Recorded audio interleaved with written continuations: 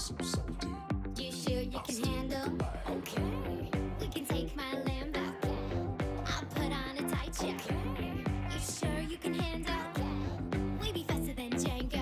Can't stop, can't stop, can't stop, can't stop, can't stop, can't stop.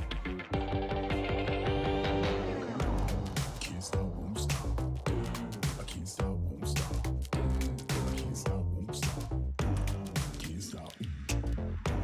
Can't stop, won't stop. Can't stop, won't stop. Can't stop, won't stop. Can't stop. Can't stop.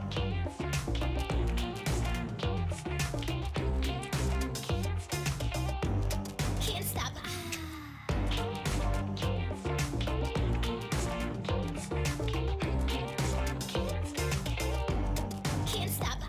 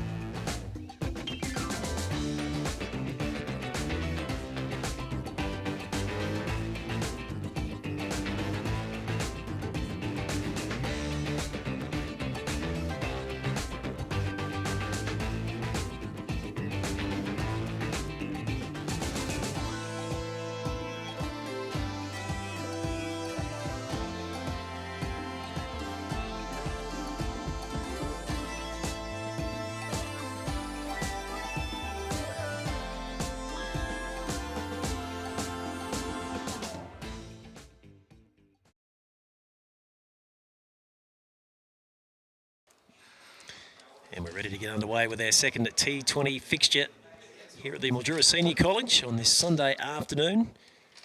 Mildura, Northwest Victoria, it's the RJR All-Stars taking on the Spot-On Strikers.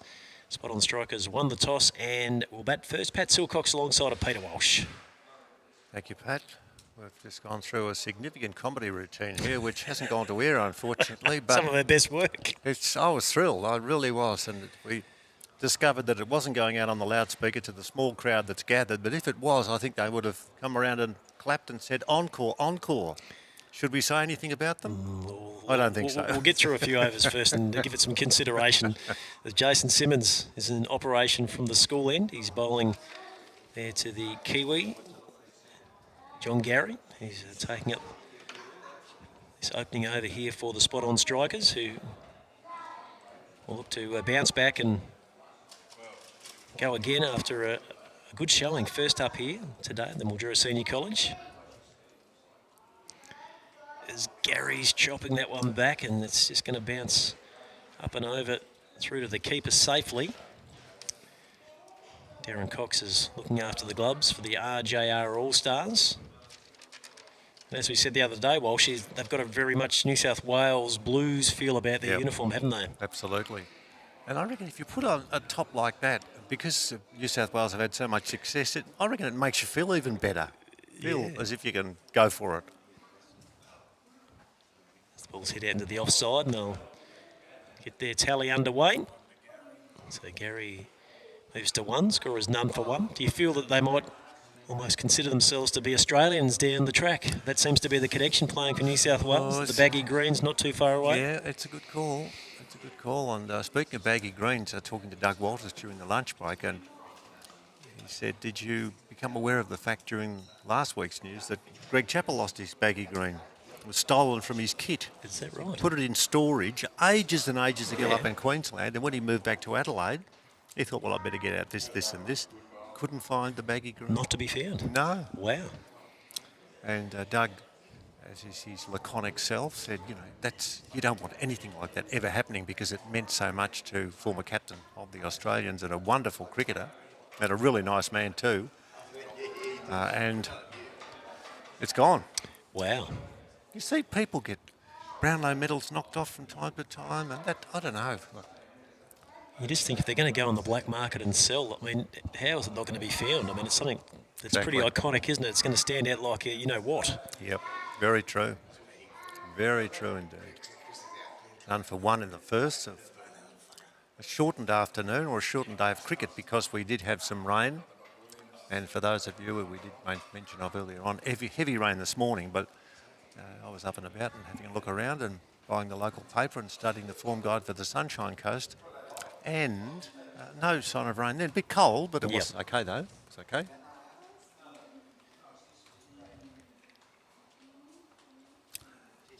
Tell you what, if you had a straw poll, Pat, for which top you like the best, green's good. Yeah, I think I've got spot-on strikers and EV2 cricket pretty close in my books. I think that Adelaide Strikers kit that the EV2 boys have is very impressive. I love that electric blue. Yep. Sandgropers looked resplendent in their Perth Scorchers orange as well, I thought. Yeah. Looked like a fruit tree going past when they waved from the bus. Yes. But no, they're good. And they'll appear somewhere at a party or at a function and you'll think, I know where I saw those guys. They were dressed up in Mildura last September. Yep. And they're being worn with pride by all of the 8 teams. As Robert Brearley, left arm over the wicket, is into the attack from the southern end. And got a nice little bit of in-swing to the right-handed there as well. So he'll be looking to try and crash through Gary's defences. We should mention too, Pat, about what's happening tomorrow because there's a fair bit going on and wonderfully organised too. I'll tell you about that in a sec. There's a wide is delivered that's well outside the off stump in there. The extras are up by 1. It's no wicket for 2. The setup is that there'll be games played tomorrow morning, but then the players who finish those games will all come across to this venue and there'll be as many as possible to watch the final, which is very good. Well, that one rising sharply there from Brearley off a pretty decent length, and it was well handled by Darren Cox behind the stumps. And the rare balls that we've seen explode from this Mildura Senior College surface. This time Brearley is just running his fingers over the seam and hence pushing the ball down the leg side. It's signalled as a wide by the umpire. You have to be careful about when you're commenting on someone else's outfits because some of my shirts are quite bright, but these have been given some thought and they're looking $1 million too, and I think it's good. And that's going to be the first, I was going to say boundary, but there's a man fielding behind point on the offside and they get through for the 1. So we're heading towards the end of the second over and it's no wicket for 4 with Gary on 2 and Williams yet to score. And isn't it amazing, like the ground now looking an absolute picture. There are a few puddles here this morning, but they've all dissipated and we're in for a good chase. Yeah, we've seen the odd shower or two, haven't we, through not only the tri-series during our rest period there, also earlier this morning, which you just tend to feel has greened up the outfields nicely here. As that one's allowed to pass through to the keeper there by Marcus Williams, left-hander. It's certainly going to be worthwhile too, as we get ourselves settled into this run chase, to have a look at the table as to who might play in the final. That ball hit down the ground hard, was wide of the off stump, but the ball was hit with a fair amount of strength, but no placement, so it's none for 4. And just to see who was going to be on top, I'll tease you all by saying that at this stage, Team Thunder picked up a bonus point or picked up a point because the game was abandoned, a boundary as I speak, and they've moved to 9 and EV2 cricketer on 7. We'll go through the others shortly because it's a very even competition. With 7 off that over, it's none for 8. As you said, Pete, Team Thunder are 9, EV2 Cricket 7, and Saxon Kings are 6. That's our top 3. Then you've got RJR All-Stars, who are in action here on 4. Australian Pavilion have 4, Lightning Storm 4, and Spot On Strikers 4. So there's a real gaggle of teams sitting on 2 wins and 3 losses after 5 games in the tournament so far. And it was great to see the Sandgropers last up, getting their opening win of the campaign as well. Yes, that was a big result too, a very big result. What you like to see is the competitions are nice and close, and that's the case. It's none for 10 starting the 3rd. First ball pushed behind point on the offside. And the fieldsman out there running around very quickly. Wearing number 2 emblazoned on the back. The blues I do like, and the greens I do like too. I don't think there are any colours there that you can say are boring. There's one colour that's been described by locals as olive. Yes, that was the Saxon Kings outfit, Yes. I think, yeah. Had a hint of regalness about it, didn't it? It was quite impressive to see on the opening day. This ball's hit out to the offside. Other games currently in progress around the traps. Just the one ball bowled out the back. Mildura Senior College number 2, Saxon Kings. Winning the toss, batting first. None for none, 1 ball being bowled there against the Sandgropers. And then the other one is Team Thunder, who won the toss and elected to bat first against the Australian Pavilion. Team Thunder 2 for 48 after 5. Healthy scoring rate, but then losing a couple of wickets, that's not too smart. And that ball is going to be escorted over the line for 4 in the end. So a pretty decent chase out there. Might have been the substitute Richard McLennan, who just couldn't quite put the brakes on in time there to be able to get himself back over the right side of the boundary rope. So Williams is now 10. Gary is 3. Score is none for 15. We're midway through the 3rd over. They would have had a chin wag, both troops getting amongst it.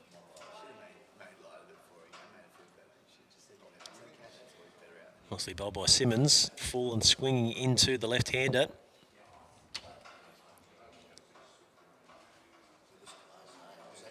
An interesting delivery stride. He doesn't really leap into the air once he lets it go. He almost just runs straight through as he pushes the ball to the other end. As Williams is swinging around the corner, taking one hand off the bat, and it'll get to the backward square boundary for another 4. So Marcus Williams, showing his intent early here, has moved to 14 from 9. Gary is 3 from 8. And our score none for 19. Hit that boldly, didn't he? Didn't seem to be concerned at all about letting the hand off the bat. He thought he had some room down there, and he was able to control it just with the top hand. I've seen a few batsmen do that. They just drop one hand off and then go with the other. Actually saw a 6, that last ball Kratzman in the first game, wasn't it? Yes. He hit a 6 with removing one hand off the handle. Just a 4-hand down the line for Kratzy, really, wasn't it? Such a great sense of theatre, because I think that 6 was going to bring up a marquee score line, and he knew that that's all he needed to do off the last ball, and he achieved it perfectly. Yep, he did. Yes, he's been an entertainer of that, there is no doubt. He's had a good time was had by all, and he's enjoyed himself.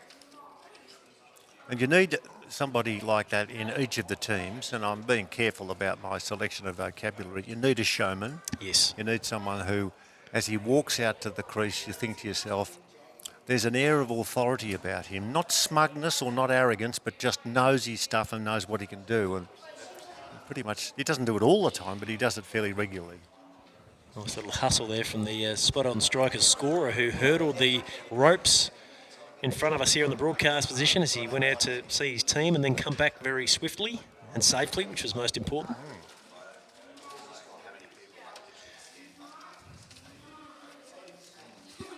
So none for 19, and this is the 3rd over. Ben Homan into the attack. Kiwi is finding some good swing from outside the off stump, but it's worked the way down towards 3rd man, the boundary. I'll get through for 2. It's really quite amazing what is happening, because when one side finishes and has to get to another venue away from where the next game is to be played, the planning has been extraordinary, just to get a bus there or a couple of cars there that you're not quite sure of, and away you go, and haven't missed a beat, have we? This one's hit away under the onside, but the All-Stars have got that ring field in position there, so no addition to the score. Oh dear, oh dear, oh dear. Races at Dubbo, race 5, Yes. first number 12, So Rosie, Oh, paid my $19 goodness. for a win and $4.30 for a place. You were talking it up so very well too, leading up to that 3:20 start. You were hoping they might have started at 3:30, so you got to listen in on the tranny. Did you have anything on it though, Walshy? I had a couple of dollars Oh, on. of course you Gamble, did. gamble responsibly. Of course. That is quite That's a great extraordinary. result, isn't it? It is. And to my darling partner, who happens to be called Rosalie, yeah, happy with that. Looks like I'll buy McDonald's tonight. Yes. Maybe a Sunday to get to wash it down at the end as that one swung away by Gary, got underneath it and has taken it over the rope on the onside, heading out towards Deakin Avenue. Not that close to the hit me for 6 sign, but we're certainly in the general vicinity. And Gary showing his strength, and again almost that hand coming off the bat, but certainly got plenty of it as it almost hit the covers out wide there on the full. So Gary now 13. Williams is 14. Gary is swinging again out to the onside. And this time he's collecting 4 runs for his efforts. So it's none for 33, almost through 4 overs. And the New Zealander has really put the foot down in this over. It's his fellow countryman, 17 from 13. Williams 14 from 10. And so far in this over, we've had 14 runs, Peter Walsh. One big over and all of a sudden the game doesn't change drastically, but if you slow out of the blocks and haven't lost wickets, that has got to be a massive thrust forward in the positive direction. Gary 17, Williams 14, none for 33, last ball of this over, and the attempted lap shot always looks ugly to me unless you get it on song. Now that one, he stepped across to the offside and tried to just lap that around past the keeper on the onside. I think he got himself into a bit of a twist in the finish and nothing eventuated of any substance. So at the end of 4, it's none for 34 with Gary on 17 and Williams on 14. Well, he almost tried to just hit it directly over the top of the keeper, not down the onside. So as you said, he got himself into a bit of a pickle with his feet. And he was able to survive and see another day. So Jason Simmons will continue now from the school end. Score at none for 34 after 4. This partnership is building nicely. Run rate is currently 8.50 with our friends, the Wasp, predicting a score in and around the 170s at the moment, which will be a very good target to post in this second game. Yep. A few of the lads out there too have elected to go for the short sleeves. It's not hot, but the sun is shining, so it's not a bad afternoon, is it? It's turned right around since about 10 o'clock this morning. It's all good. Up to 34. This one's upishly played down the ground by John Gary. In pursuit there is Jason Lavender, but he's not going to be able to pull that one back. So another boundary for the New Zealander. And the score is none for 38. 21 from 15 now, Gary. And how good an idea was it too, and for those of you who were not aware, the Tri-Series was played as the lead-up to this particular series, and it was truly quite spectacular when we had the New Zealanders playing, Australia A and Australia. And I think everyone got a real thrill out of seeing what was going on. As Gary is now on his way after inside edging that one, taking the hand off the bat again, and it crashes back onto his stumps. So he'll depart now for 21, bowled by Simmons, and the score is 1 for 38 in the 5th over. So once again, John Gary gets to a decent start, but unable to really go on and build a big score. He'd be disappointed with that too, because as we did suggest, right, 38 for no wicket, and only in the 5th over. There's nothing wrong with that. That's a bold and a brash start, but when you lose that wicket, all of a sudden the pressure's on those that are in the shed, who've got their gear on and are ready to go. It doesn't even up things exactly. You've got to keep remembering, and I think we tend to forget it too, even though we've been behind the microphone for a lot of time, Pat, that it is a 20-over game. It is, yep. And you need to get on with things smartly. Yep. As we can see Paul Webber coming out to the middle. Batted at number 3, I reckon, in the last game here in Mildura Senior College. So he'll look to get himself a bit of a platform here, get himself going. He's a solid customer too. Marcus Williams, 14 from 10 in this opening power play. And Simmons has proven to be a wicket taker through this competition so far.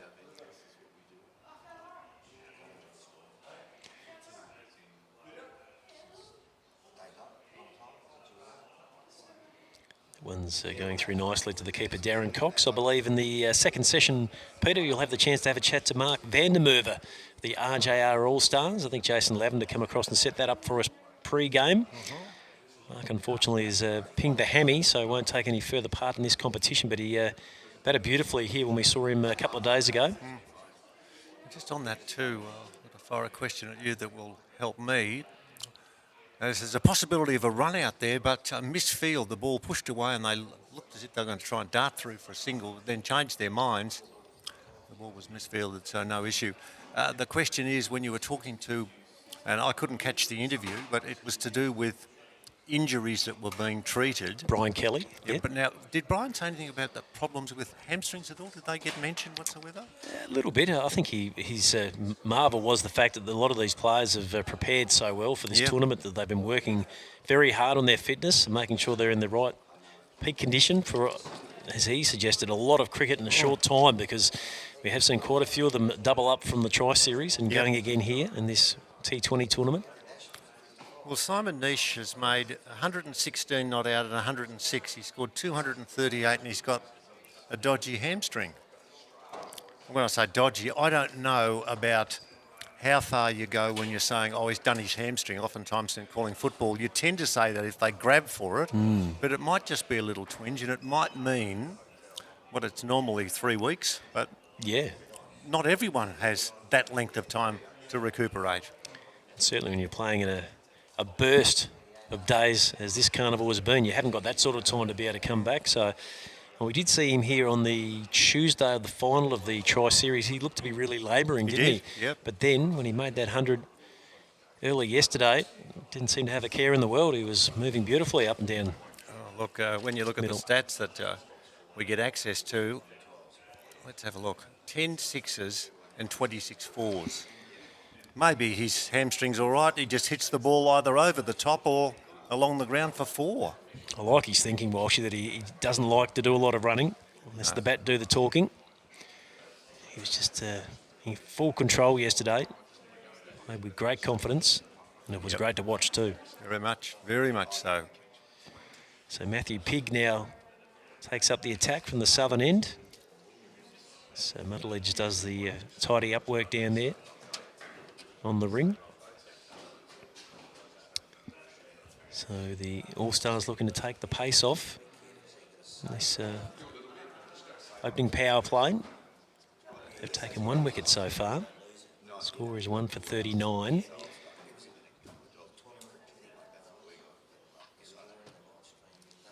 So Webber is advancing and it's almost beaten there by some good flight from Pigg. Again, using the knowledge passed on by Damien Meek regarding fast bowling, and I'll talk about that in a sec. As that's dragged away on the onside and hit with power and precision, and that's gone over the top. What a shot that was. Excuse me. That's not a bad way to say whack. Thank you. I'm enjoying being out here, and it's on its way. Are you talking about Meekie before there, Pete? Yeah, Meekie was saying that he was getting the ball to bounce around a bit, but even he, and there's nothing about Meekie that I don't like. He's not in your face or anything. He just tells it as it is. He said, we were a bit concerned about the track. Okay. A bit concerned because you don't want to hurt anyone. No. And with the speed that he bowls, you're just never too sure. As Webber is working away down towards the backward point boundary. I'll get through for 2. It's a bit of connection work in the field. There was 3 of them that managed to relay that ball back into the keeper. A real team effort there.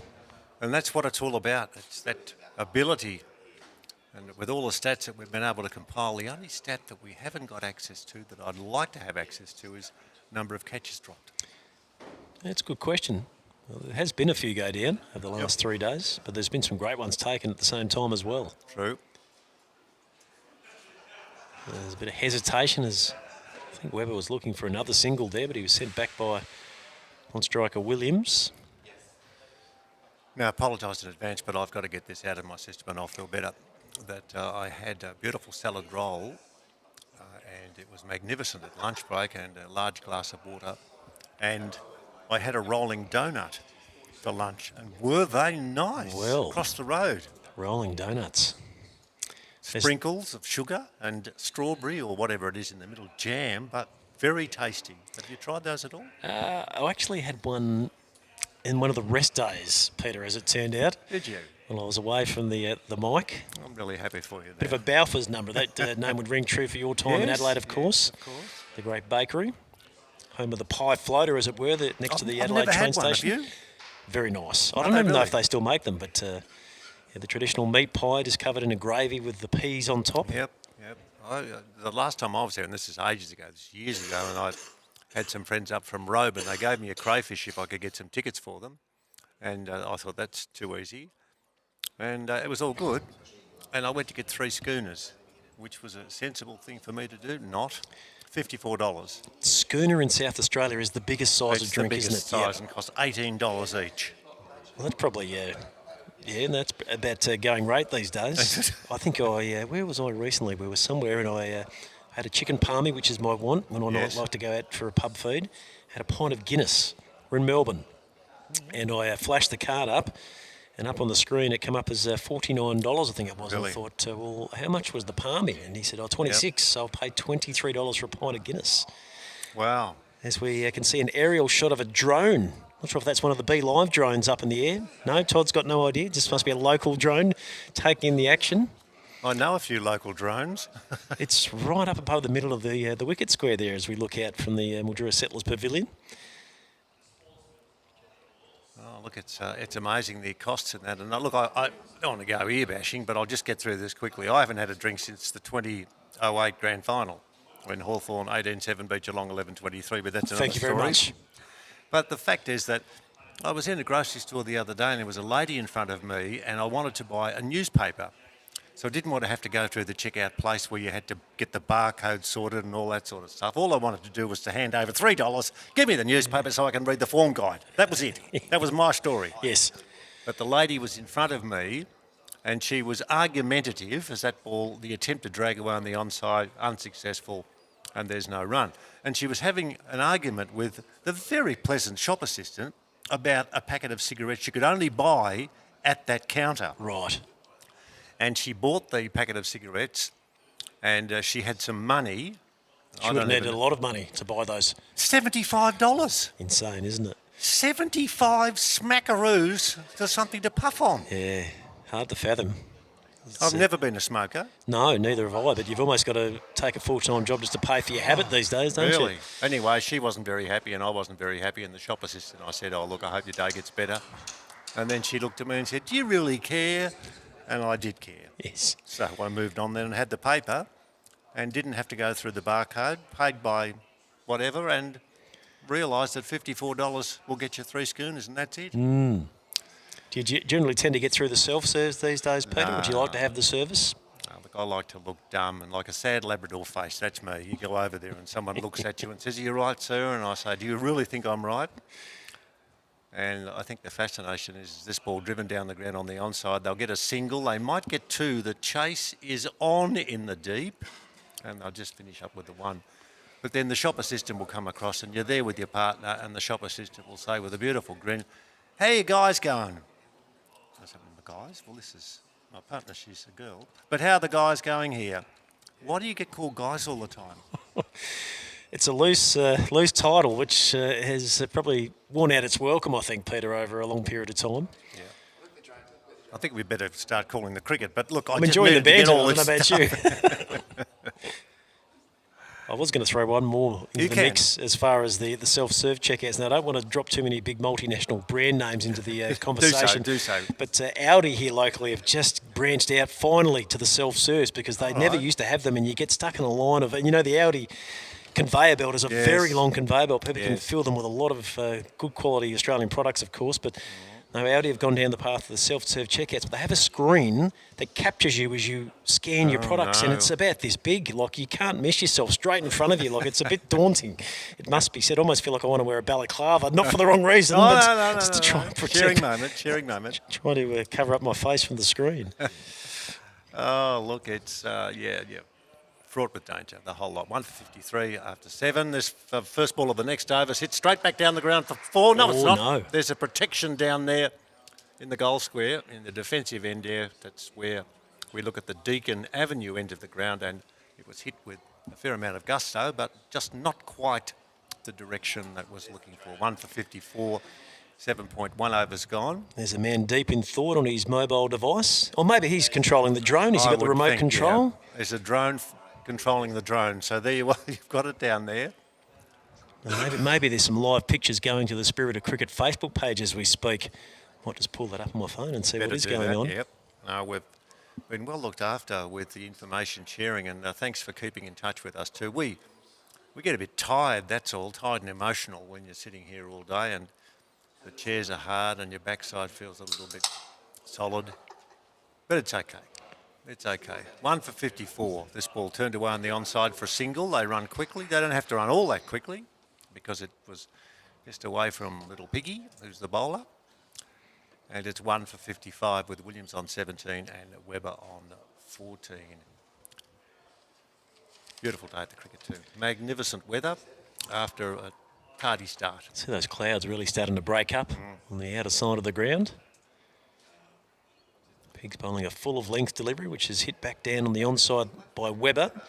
Going to be a chase on here as the non-striker was just left back in his ground, and that would be Marcus Williams run out. What a throw. It was a beauty from ground level, and he was always caught short out of the blocks there. Had a lot of work to do, and we'll get a look at a replay on that one shortly, but I think Peter Walsh will find that he was a long way short of his ground. That is superb fielding. Have a look at it. Cripped, hard, not quite fielded first time round. A turn, a twist, a throw was a ripper. Yeah. Slap bang into the gloves of the keeper. And that's as good as you'll see at any level in cricket. And as well as taking the ball from the elevated position, the gloves were up around his noggin and he was able to drag it back down and flick off the bails.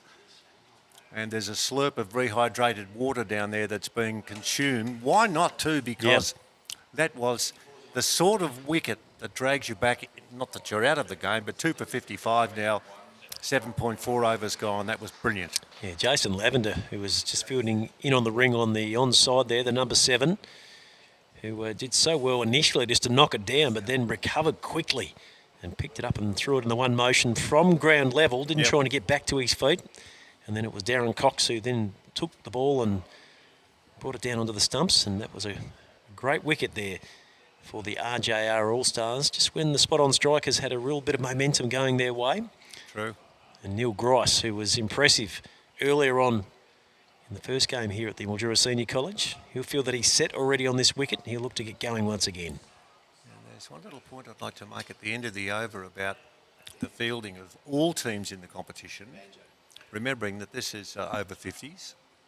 This ball tossed up and left alone outside the off stump, and through it goes with one ball remaining in this, the 7th over, 7.5 gone. And we've had 2 runs and a wicket, the stumping and the throw. As good as it gets. This one tossed up on leg stump. Take it on the pad, they go for one. No, they don't. They think about it, but decide not. 8 gone, 2 for 55 with Webber on 14. And Grice yet to score. And Pat, what I wanted to mention was, of all of the things that you see in the outfield, the only thing that you don't see consistently, and it's because of the age of the athletes, is a really strong arm from just inside the boundary rope, but they can pick it up and they might bounce it back or that, but that's the difficulty. Well, the throw there from Jason Lavender was just so sharp and it got back to the gloves of the keeper, Darren Cox, very quickly. And that's the part that I think it's not a criticism of what goes on. It's what happens when you get old. Yeah, and I think the thing that counted against Williams was that Webber actually hit the ball and timed it very sweetly. Yep. So it got to that man on the ring probably quicker than the non-striker expected. And as I mentioned, he was just caught short getting off the blocks. And all being it was a decent throwback in from Lavender. He was always going to be well short of his ground, which is what proved to be. Yep. So we'll, in a moment, take a look around the grounds to see exactly the state of play in some of our other games this afternoon. So that one's angled down the leg side, and we were unable to capitalise.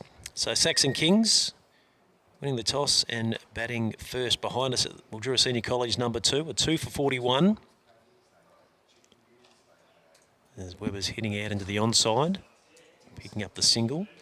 So Saxon Kings 2 for 41 from 6.2 overs. Team Thunder, who of course had their game abandoned earlier this morning, clash against EV2 Cricket. They're taking on Australian Pavilion, who we saw here earlier, Walshy. Team Thunder looking good, 5 for 94. They've lost a few wickets, but scoring at a good clip, 5 for 94 in 9.4 overs. And we jump to the ladder spots, and that's what it's all about. Team Thunder sitting on 9 points. That's what it's all about. And the other stat is this one is hit down the ground very sweetly indeed, lofted into the outfield, but there won't be enough power to get it to the boundary. They'll get 2. And they won't return for the third. 2 for 56 becomes 2 for 58 with Grice on 2 and Webber on 15. And we looked at some of those stats earlier on. Simon Niche, 10 sixes and 26 fours. Who else? Simon Tate, 10 sixes and 10 sixes. Let me have a look at who else did pretty well. Kawaja, 17 fours and 6 sixes. So there's quite a few, isn't there? Yeah, he made the century on day one, of course, Adnan. Yes, and you know, this time tomorrow, the final will be underway. It will be. I just wonder who'll be playing, and yeah, there'll be 6 teams who won't be involved, of course. I wonder who they'll be barracking for. Will they be supporting the underdog? And who is the underdog? Yes. That's it. It's a very intriguing question, as there's a shout there from Lovett at the school end as it went through to the keeper. But the umpire remains unmoved. Darren Cox has looked tidy behind the stumps, hasn't he, for a big guy? He certainly does a nice job there as we watch the replay from side on. He was up early looking for it. He's still holding the appeal with the ball in the hand. We can see Paul Webber just having a bit of a giggle to the umpire at square leg, and that's the end of the 9th over. Score is 2 for 59. Spot on strikers winning the toss, batting first in this second T20 game, part of day 3 of the Global Spirited Cricket Festivale. As we see our man from Spot on Strikers on the scorebook, he's really hustling his way through over the ropes. We've got the broadcast area roped off in front of us, so no one gets in camera view. I was trying to think, Pat, and you're very good with your stats. You could help me here. One of Australia's best hurdlers was Kyle Vanderkype. Yes. Now, the gentleman who just ran past is not Kyle Vanderkype, and I wish he wouldn't continue to jump, because if you did take the foot and flick onto the string that's there, you could go straight down and you could hurt yourself. So be careful. There's an art there. It's like we had for the Australians. We've always had good hurdlers. Jane Fleming was good in the heptathlon. But we just have to be a bit careful on that, if you don't mind. Yeah, well, it's a concrete surface there that you are coming down on, so not the ideal way to break your fall. No, that's true. So 9 down, 2 for 59.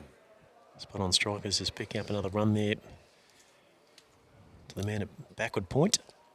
That was one of the most majestic performances I've ever seen, was Sally Pearson, who won the hurdles for Australia at the Olympic Games. And just to watch her and then to see it in slow motion and just to see that she might have got over each hurdle by about a centimetre, but she was so good and so powerful. And a winner. It's that combination of the jump and the speed between the hurdles, which is it's quite a unique sport when you think about it. It absolutely is. And we don't often see the sprinters in the 100 and the 200 metres necessarily cross over. They're generally more long jumpers. Yep.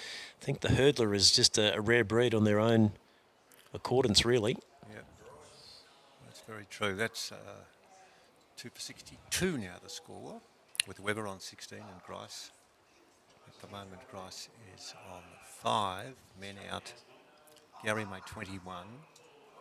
And Williams was out for, now I've got Williams for 17. 17, yeah. That's right, The ball is fumbled out there on the deep boundary on the onside, as they'll get through for 2.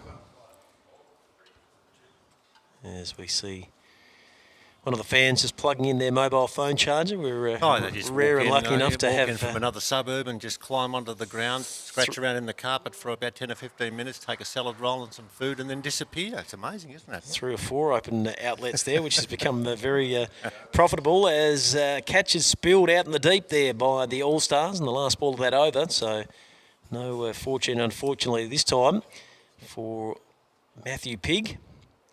Score now at the halfway stage, 2 for 65. Partnership is worth 10 runs, coming in 14 balls.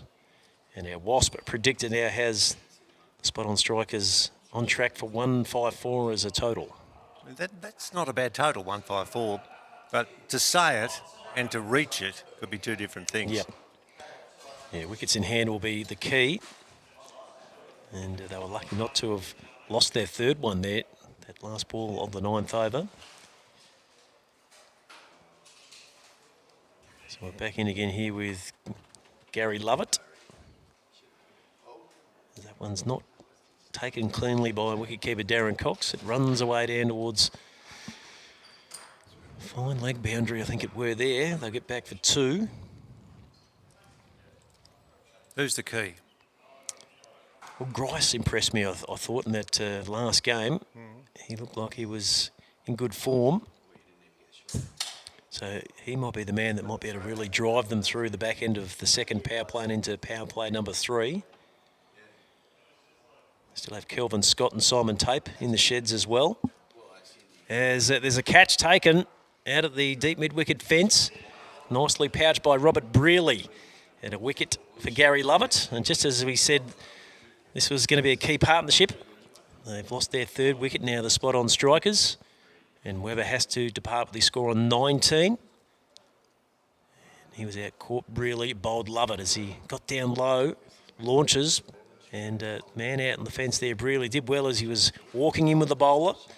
That forward motion almost drew him to the ball like a magnet. And even though it did get a little bit low on him in the end, did very nicely to take it calmly and cleanly. He did.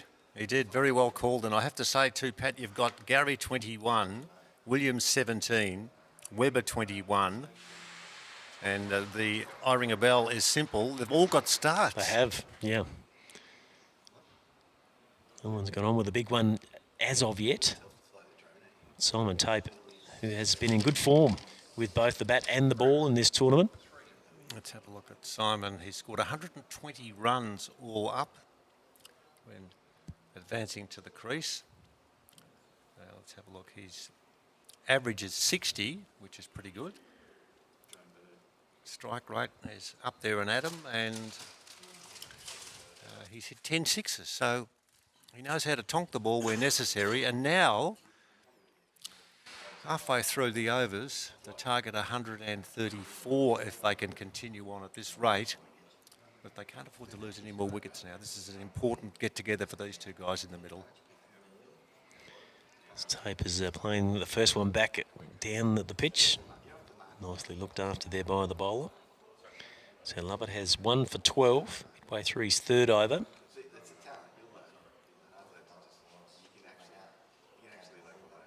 Again, he's bowling a ball of good length, doing the work again off his own fielding. So Tape is taking a little time here to get settled in.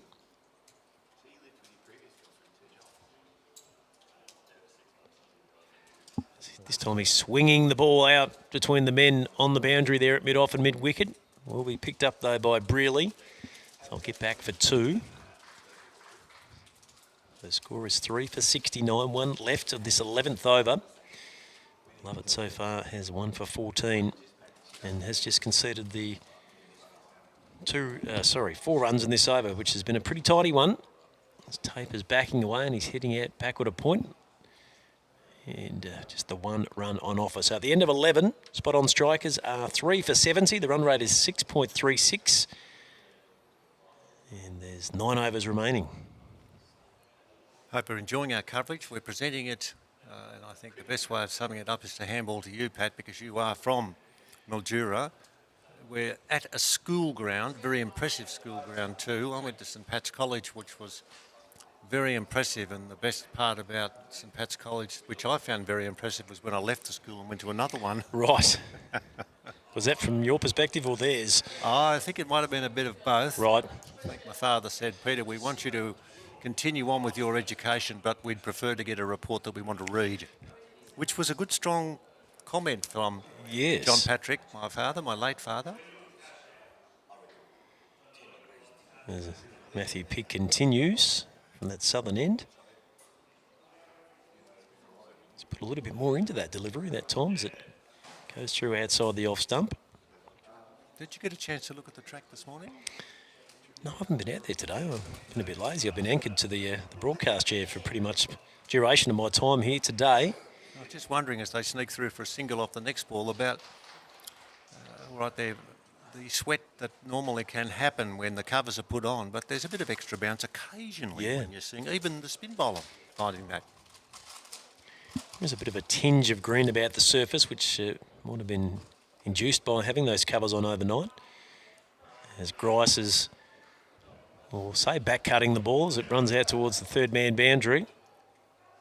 Muddledge is in pursuit. He'll get the cut off nicely, and they'll get through for 3. The strikers. That's great running between the wickets. That would be another question to my right horse. And the horse is going to work this one out for me when we get the next ball delivered, because I'd be fascinated with this one. I'm going to ask a fascinating question, Pat. Are you ready for it? I'm ready. Okay. This ball outside the off stump, and they cut behind point for a single. Horse, the question I've got is, we've got the 4s and the 6s, which is good. How many 3s will have been run? We don't see many 3s, do we? No. That was a good question, wasn't it? I think so. I think it's a question that a lot of people streaming in on Soc TV Global would really want an answer to. Yeah. Oh, he wants an answer to this one if you don't mind. Wicket, would you believe it? Grice, that one did not get up from Pig, and he was going back into his crease, and it has hurried him through and taken the stumps. You can see there the keeper, Darren Cox, just intimating the fact that it really didn't get up. So we get a look at this replay once again. Oh, and it certainly spun too. It did come back from outside the off, middle and leg, just staying down a fraction. And another great breakthrough for the RJR All-Stars. And, you know, we were just talking about that and talking about the fact that there was one that jumped a bit, and that one was completely the opposite. And it was as if the man who's been bowled grease was being given a pat over the shoulder to say, sorry about that one, mate, that didn't do what we thought it would do, and in the finish, virtually unplayable. It was almost a classic Gazunda, wasn't it? Did not get up at all from a reasonable length. So it's an important breakthrough, which will see Jamie Pitt head back out into the middle. Now, he was in great touch in that first game here at the Mildura Senior College, seeing his spot-on strikers through to victory in the end, coming into that middle order, and he'll once again look to really work hard to get himself going. Yep. Now, Horse, how are we going for 3s over there, old boy? Oh, no, we don't want this game. We want... No, that's a bit unfair. Just this game, please. Too easy, that question, wasn't it? TBA. We could work that one out. TBA was his answer. No, TBA. And the winner, of course, of answering this question correctly gets a rolling donut, we've decided. A rolling donut. When I'm leaving Mildura and driving somewhere in the distance, I might let you know about that joke. But it's a good joke. You laugh with people when you tell those stories, Pat, don't you? Yes, you do. Yeah, interesting. Yeah, so we could just see, I thought just on the camera there in the huddle, wicketkeeper Darren Cox was just taking a few puffs of his ventilator, maybe a bit of an asthma onslaught there. It looks like he's got himself back on track now. So Jamie Pitt, I bumped into Jamie actually in the transition between these two games and did offer my congratulations on a great innings. I thought that I said, well done, Pitty, well batted. He said, thanks, mate. Now he's got another job ahead of him. the left-hander, who we did see play a couple of cameos during the tri-series. I think he was originally down as one of the team managers, Oh, was he? one of the Australian teams, but the numbers got a little bit short on a couple of occasions, which saw him take his position out on the ground. And he's acquitted himself pretty well through the tri-series and this Global Spirit of Cricket Festivale T20 competition, which in this game now is through 12 overs. Spot on strikers are 4 for 75. Amazing too about the support staff. I'm watching now with those that are in the field and are jumping around and taking catches and bowling out batsmen. And two of them who aren't playing are sitting on the boundary line. And a young lady's come over with a couple of bottles of water and a bit of the old green, so I'm not sure what's in that. Sounds like something Kermit the Frog would drink, but still. But it's about right. Here's some drink. You can't just sit there and not have drink. You can't not hydrate, even though it's not a real hot day. But we're not just talking about the players here. We're being really honest about the support staff who've come along, and there's a scorer down there who's scoring for the first time today to our right, and there's ladies coming around and getting food for the people concerned. It's all good, isn't it? You see a bowling change. Richard McLennan is into the attack now from the school end. He just looked a little bit stiff through the delivery there as he's trying to loosen up, so that one's taken advantage of. Wide called, or wides called by the umpire. So 4 for 76, just the one wide actually, and he got through for the one. Tape is 6, Pet is yet to score.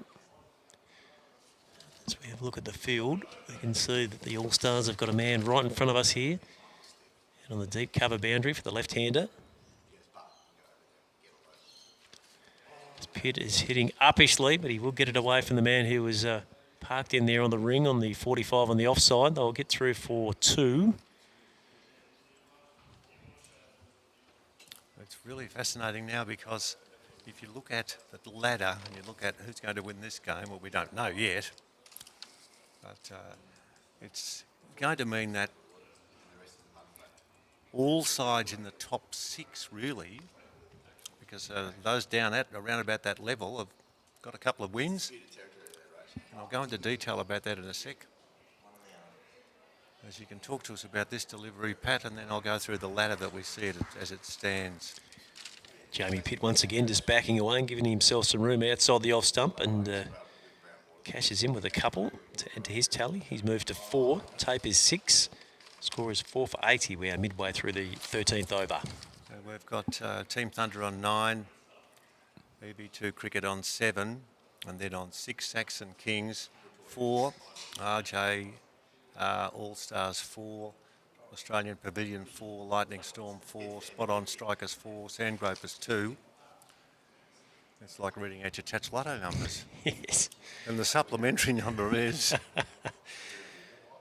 Well, no, it's a good even competition, and we still don't know who will play in the final tomorrow. Pitt is heading out down the ground. Sweeper on the long off boundary comes in to collect. So he picks up the single. And one more to go of this 13th over, and we might zip around the grounds and see how those other games are starting to unfold.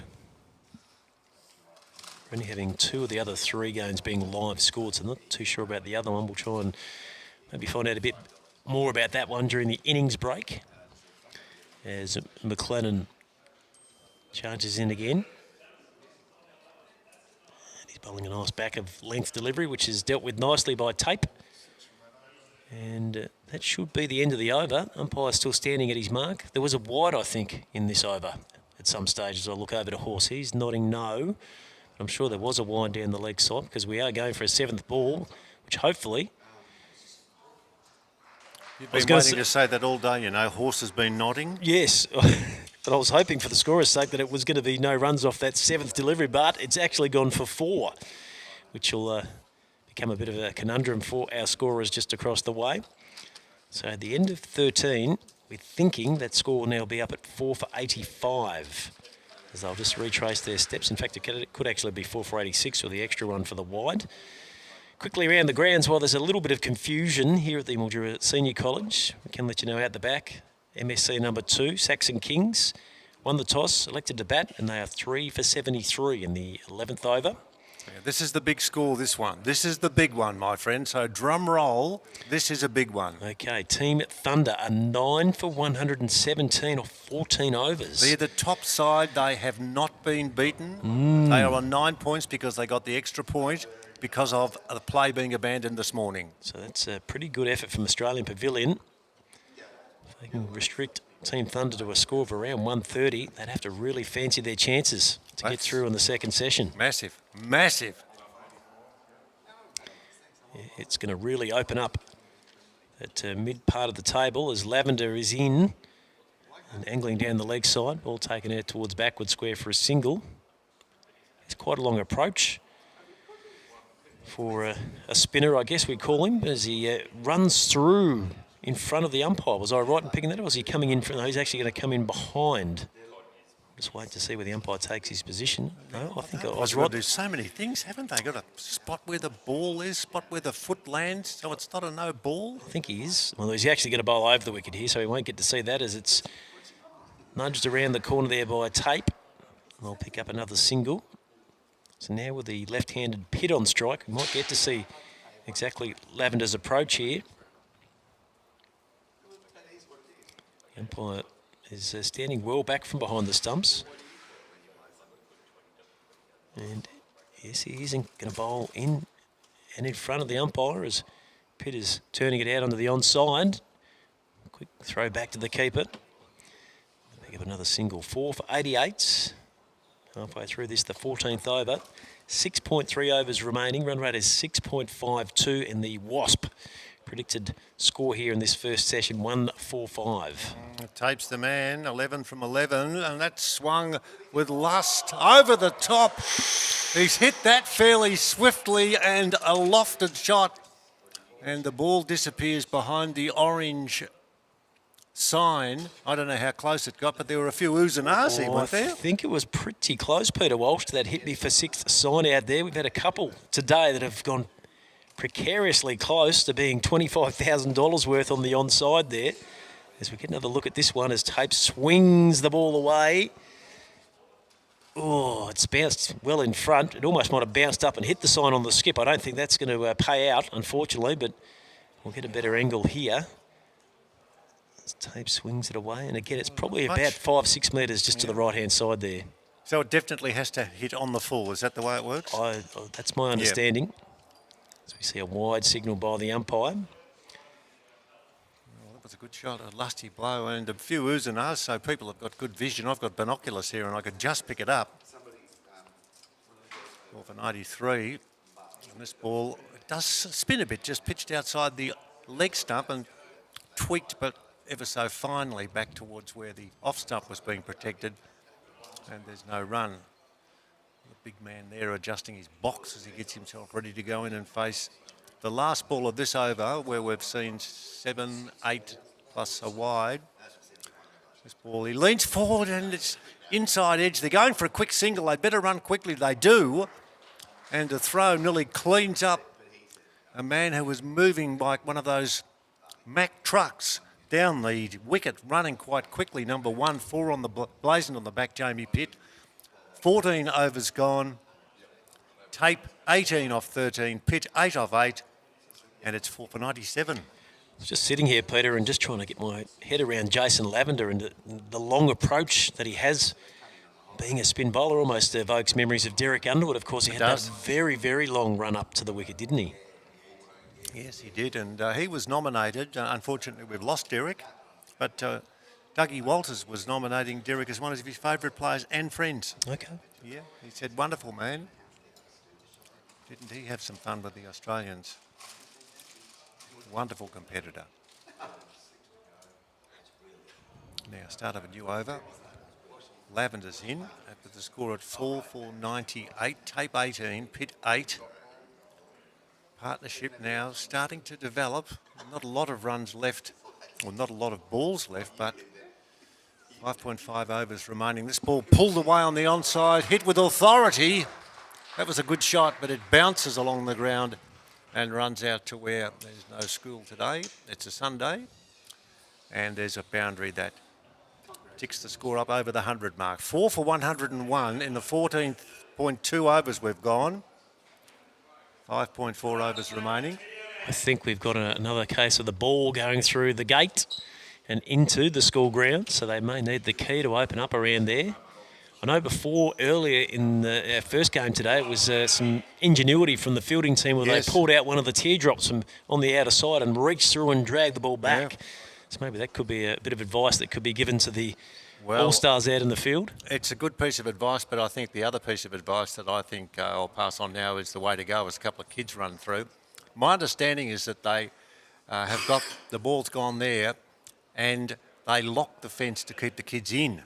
Right. So the kids have to stay in school over the weekend, which is a good thought. Yes. Well, I do believe these two young fellas who are just trotting out towards that vicinity are probably going to go the aerial route and go up and over the top, unless they've got keys to be able to open things up. Now, that'd be giving away trade secrets if they say, hey, we're okay, we've got keys. The kids have gone across there and have got there and know exactly where to go, by the way. Gone straight up to the top left of the gate, where the lock must be. As in the meantime, we can see a few extra balls being brought out to be shown in front of the umpires. We saw that interesting scenario yesterday when we did lose a ball and then we got another one thrown out and then the first ball was retrieved and Clint Keblo was bowling. I think he wanted that original ball back because it was seaming and swinging much better than the one he'd been given as a backup. Yeah. And I think what Clint wanted, he didn't get. No, because then I think the next ball went for 6. Oh, true. Now, we have got a report, and one of the reports is that one of the fieldsmen's actually run into the school. He has now disappeared, and he's got the ball behind a massively big palm tree. And he's now come back. I have no idea who it is, but the kids down there did a good job because they were referring him to where he should go. Now they're going to lock the gate.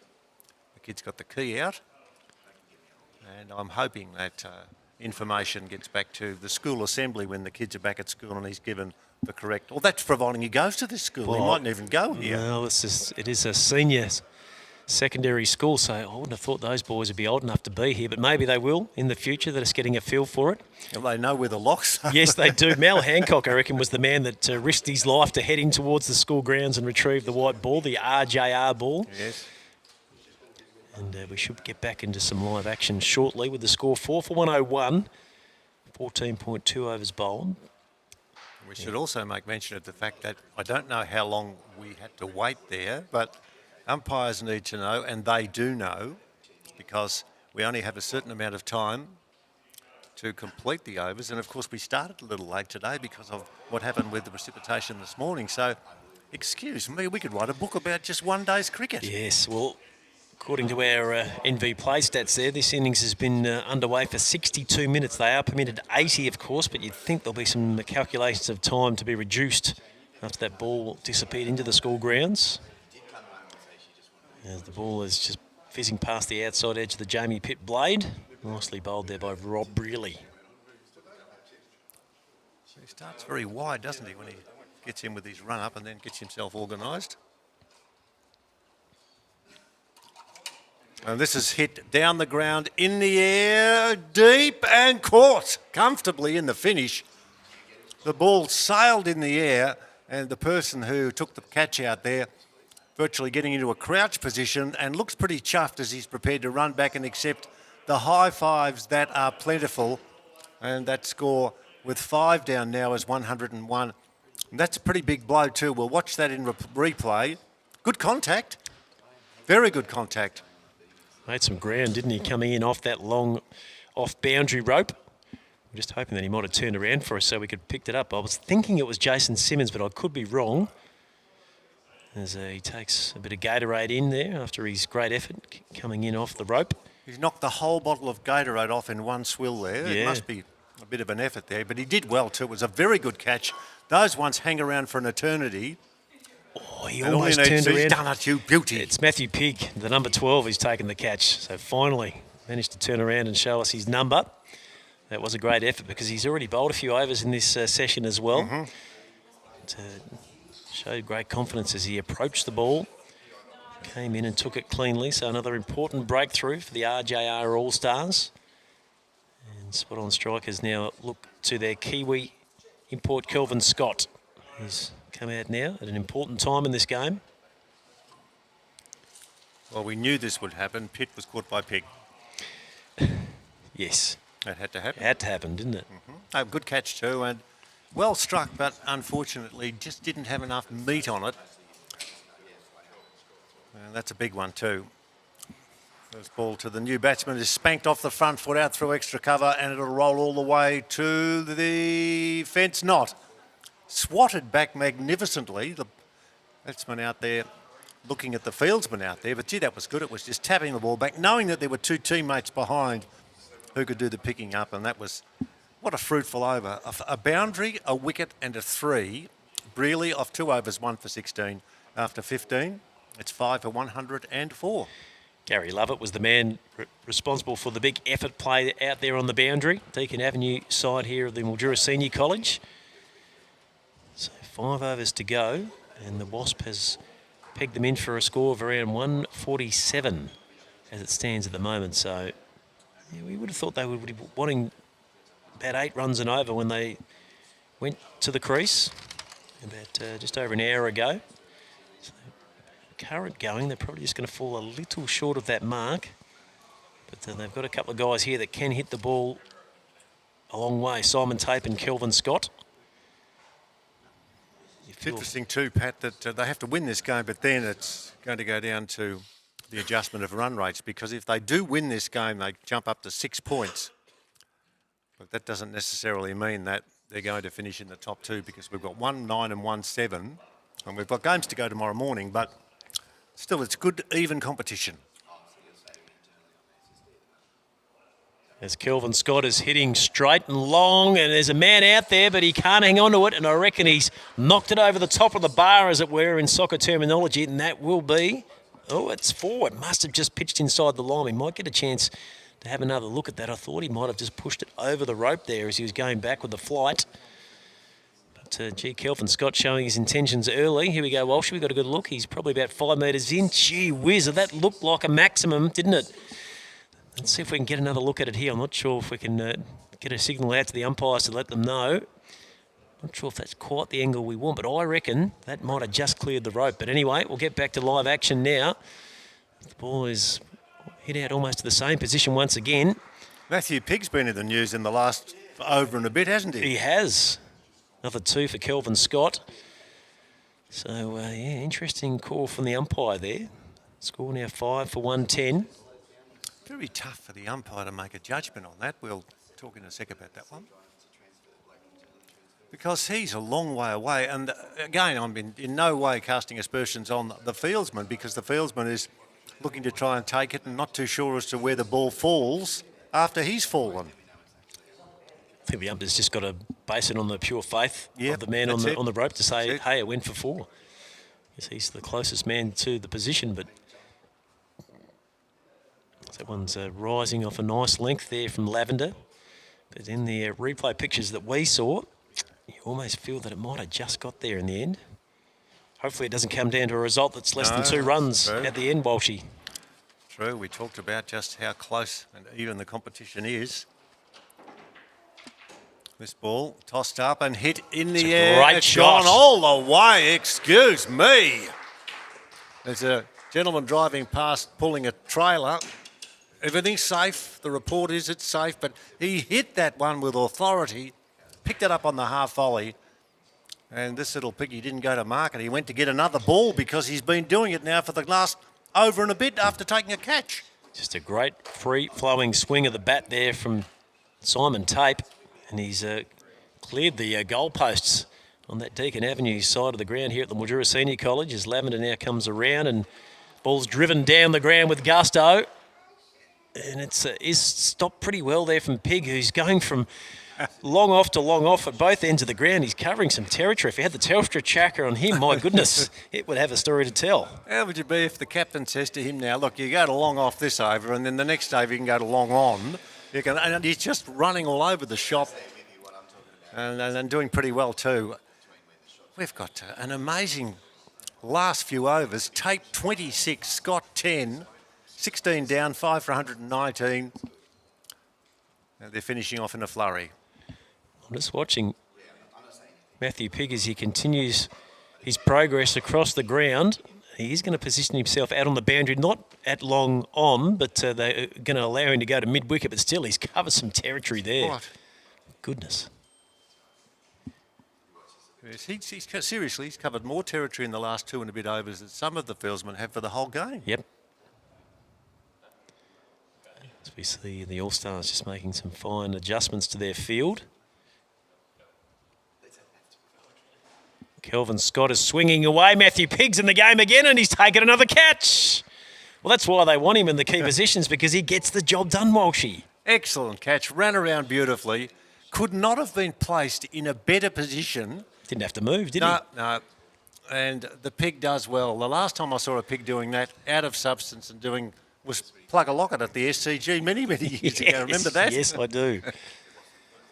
6 for 119. That was, well, as entertaining in the last couple of overs than for the whole day. Really good stuff and well played too. Congratulations, and I'm being serious, to Matthew Pigg. We need to talk to him at some stage. Look, you'd feel lower than a footprint when you dropped a catch, but you'd feel as high as a kite when you've taken one. Good on him too, wearing number 12, and he's being warmly... there's man shakes plentiful, there's man... whatever they do when they do each other with men, they grab each other, I suppose. But he's done a brilliant job, and the score at 6 for 119 with 3.5 overs remaining and still 4 wickets in hand. What he has been doing, Peter, is keeping himself well and truly involved in this game. He's obviously bowled this session. He's been out in the deep. He's taken catches. He's dropped a catch. Now we wait Graham Gibbs to make his way out into the middle. Spot-on strikers have just lost their way a little since the loss, those couple of wickets through the middle order. Jamie Pitt. They now need to rely on Simon Tape. He's probably the man that could really hold things together for them. But he'll be at the non-strikers end. As we see Gibbs take guard. And Brearley now has the figures of 2 for 16. Into his third over now. It's good value too for upping their run rate. At the moment, they sit on 4 points. And we're saying, look, they can get to 6 points. Of course they can, but they can get beaten in this game as well. Yes. So let's not get too carried away.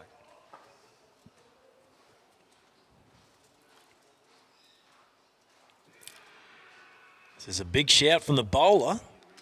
No, I'm presuming that's for a caught behind, although they were looking around at the square leg umpire for a stumping as well. Pretty deft work with the gloves. If Yeah. there was a bit of a stumping appeal there, was there not? Let's have a look. Oh, geez, he's just got a small portion of his foot behind the line, but it was really tidy work from Darren Cox. He's now off to go and find it. He's throwing the ball as he's heading down towards the ground. That was a pretty decent effort from the wicketkeeper. But the spot-on strikers do get through and add another run to their tally. He doesn't mind bouncing around on the ground, does he? Another of the very, very smart wicketkeepers we've got in this competition.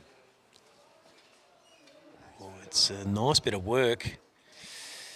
Yeah, gee, there wasn't much in it, was it? I think he only just had a bit of his foot behind the line as this ball is hit out into the deep. They're on the offside behind point. Pick up another 2, so Tape 28 from 16. Gibbs is 1 from 3. Score 6 for 122. 3 overs to go after this last delivery from Brearley.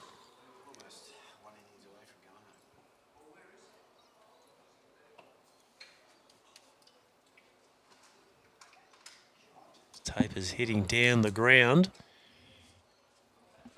And it's well retrieved, so they'll get through for 1. It looks like we've had this scenario of another 7 ball over there, potentially, as our NV play stats have got to 6 prior to that one. So at the end of 17, 6 for 125. Tape is 31. And of course, spot-on strikers won the toss at the start of this game, electing to bat first.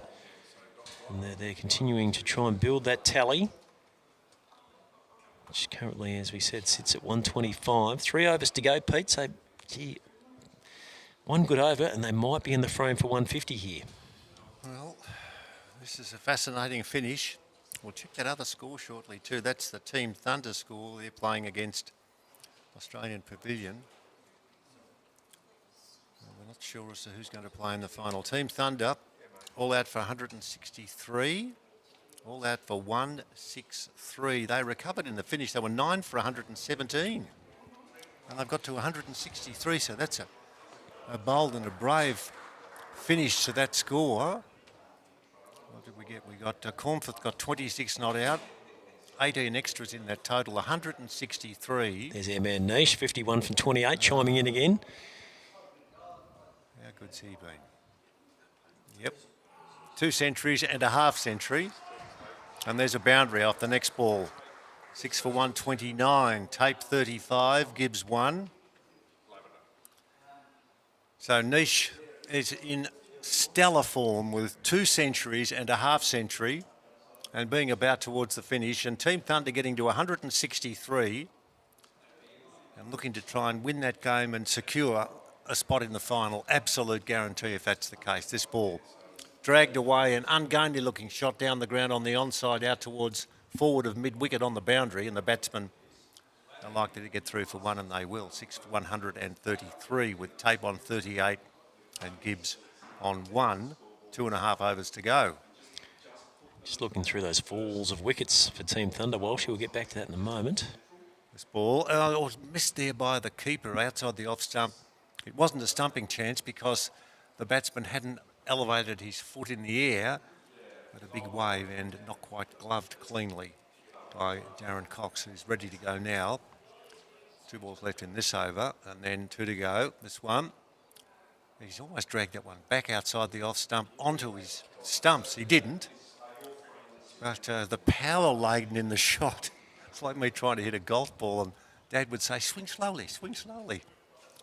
Well, let's see if he'll swing slowly to the last ball of this over.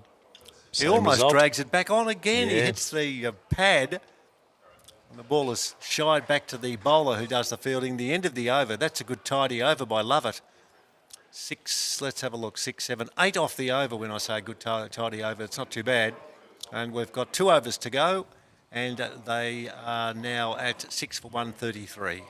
So that fall of wicket over behind us, a couple of early scalps, and they got the score to 2 for 74, Team Thunder, then lost wickets at 74, 76, 88, 94, 96. And as you mentioned, they were 9 for 117 before Mason and Cornforth got together for what was an outstanding rearguard action to get them to a really good score of 163. That's a beauty. That is an absolute beauty. Second last over being bowled. First ball of the second last over. Picky's out there, can't take the catch. It didn't quite go as far as he would have liked, but he bounces a return back and shows elegance for a big man. Gets across very, very quickly. Took it on the bounce, got it back. The runs restricted to 1. 6 for 134 with 11 overs, 11 balls, I should say, remaining. Tape 31 and Gibbs 3. So Brearley working through his 4th and final over from the school end. Full length delivery, swung out to Pig once again, who's stationed out there at deep mid wicket. Fires it back into the keeper. So good start this from Brearley, just 2 singles from the first 2 deliveries. Now, I'm being serious here with this question. How are we going for light? Well, it is only 4:30. I know we haven't reached daylight savings, which I believe kicks in next weekend. So, but I think we'll be okay to get through to just after 6. So that one's flashing past the outside edge of Gibbs's blade. Nicely pouched there by the keeper Cox. Has been pretty overcast for a fair chunk of the day, Peter. I reckon we had that bit of sun popped out We did, yep. about half an hour ago, but I think we'll be okay. We've got the white balls, of course, which will be a little bit easier to pick up. It's not taken by the keeper this time, and it's running down towards the 3rd man boundary. Jason Simmons hot in pursuit there as he throws it back in. They'll get through for a couple. And it's going to go down as buys against Darren Cox. Score 6 for 137. Still time here for Tape if he can get some more of the strike to maybe bring up a half century here. 39 from 22.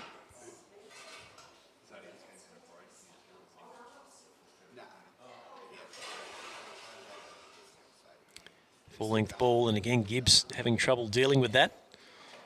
So it's nicely retrieved by the keeper. So just 4 runs from this 19th penultimate over. Really done the job here, hasn't he, from the school end? 2 for 24.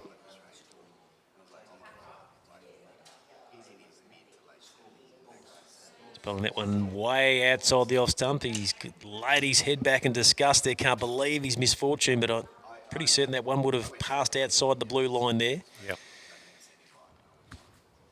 No question that Gibbs had absolutely zero idea that's where he was going with the ball. This time it's swung away out towards square leg as Pig goes to ground. So that means he's had the fumble there. They'll get back for the second. So at the end of 19 overs, score is 6 for 140. Gibbs has advanced his tally along to 5, and Simon Tape is 39 Brearley, finishing with 2 for 27 from his 4 overs. That's good bowling. The bowling's been pretty steady. We haven't had an avalanche of runs at any stage, but the wickets have fallen quite consistently.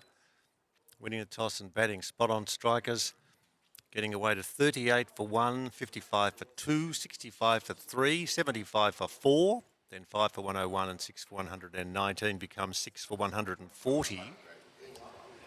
Some valuable runs being scored. We mentioned earlier on, Paddy, in our coverage, that the 3 top order batsmen all got starts and all got into double figures.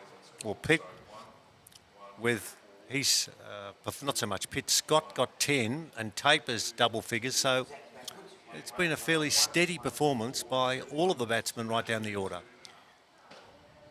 Just be looking to bring it home now in this 20th and final over. Simon Tape, the right man to have on strike. He's 39 from 22. His 38-minute stay at the crease has yielded 2 4s and 2 6s. See if he can't clear the rope out on that onside once again here. There's a no ball, and it's swung away out towards square leg for 6. So it's a no ball, and it's a 6. It's a free hit, and all of a sudden 150 is well within reach. Yes, disappointment. That was short, and it was given the maximum dealings with. It was hit hard and high and delightfully handsomely as well, and it kept on flying. And Tape at 45, racing towards a half century. But what a blow that was.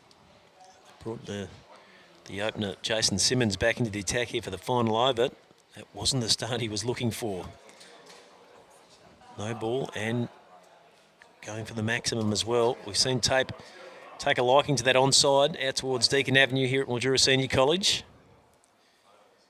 This time he's laying back and just popping it in front of the man at short third man, so they'll get through for the single. So Tape now 46, Gibbs is 5. A bit of a laughter between the bowler and the batsman on that occasion. Good variety of language being passed on, and I'm saying that in the most positive frame of mind because it's been well played this game. Good spirit. This ball is the attempted drag away on the onside. Good take there by the keeping skills of Darren Coxon. I always said today, Pat, and right throughout our tournament, some tournaments with, of course, the Tri-Series, keeping's been very good. It's been at a very high level, Peter, absolutely. Just feel that Gibbs just needs to knock it into the ground and run the single to get Tape back on the strike here. As he turns one around the corner and comes across there towards square leg.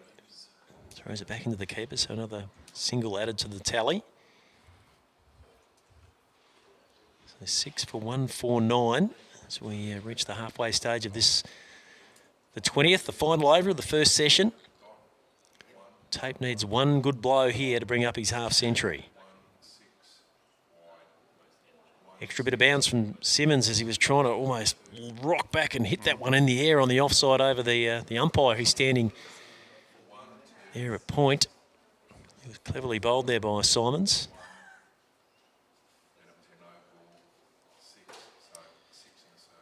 So 149 still the score. 2 legal deliveries left. Tape has got a very high grip on that bat, so he's just looking to swing cleanly here. And he is not connecting there, so one more ball to go. That's beautifully bowled by Simmons. He's made a good comeback after that less than average start, first ball. Tell you what, with swinging that bat, if he had made contact, I'm just trying to work out where we are in the times with he's batting there, but he didn't make any contact. So last ball, 6 for 149. Will it be the 150 that will be scored on? He's hit it straight down the ground. And it's gone for 4. I lost it in watching what was going on. That's the end of the over. 6 for 153. Tape, magnificent. Not out 50. Gibbs at the opposite end. We're just going to see what Gibbs' score is. But 6 for 153 as we'll wrap it up quickly from here. Gibbs not out 6. Magnificent day of cricket, this one in particular, this game. We've thoroughly enjoyed it, 6 for 153. A gettable score, but Tape once again doing so well and being, well, warmly congratulated by all and sundry. And there's a good camaraderie between the two teams, Pat, as they leave the ground.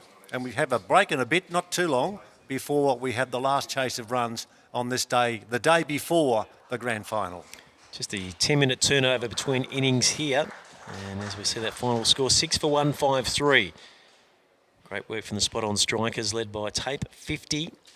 21 apiece for Webber and Gary at the top of the list. And best with the ball, really picking up 2 for 27. There are also wickets for Simmons, Pig and Lovett. And of course, Pig added a couple of catches to his wicket as well. So he was busy in the field in that opening 20-over session. Just quickly, before we head away for a short break, let's see if we can't bring you up to date with some of the other scores around the grounds. Just lost my competition centre for a moment, so bear with me, Walshy. I'm bearing. Okay. Here we go. So, Saxon Kings winning the toss, batting first, 8 for 130, almost 18 complete behind us. Drew Senior College number 2. And Team Thunder, as we reported earlier, finishing with an amazing, really, considering from the position they were, 163, which means Australian Pavilion need 164 off 20 overs at 8.2 per over to have a win in that particular game. So we'll take a quick spell. We'll be back here with the second session in around 10 minutes. G'day and welcome to Mildura, the capital of tropical North Victoria, where adventure awaits you around every bend. But unlike Queensland, you don't have to worry about crocs. Epically wide river that goes forever. Perfect for water sports. Your next adventure is in Mildura and it's just a short flight away. We'll see you there.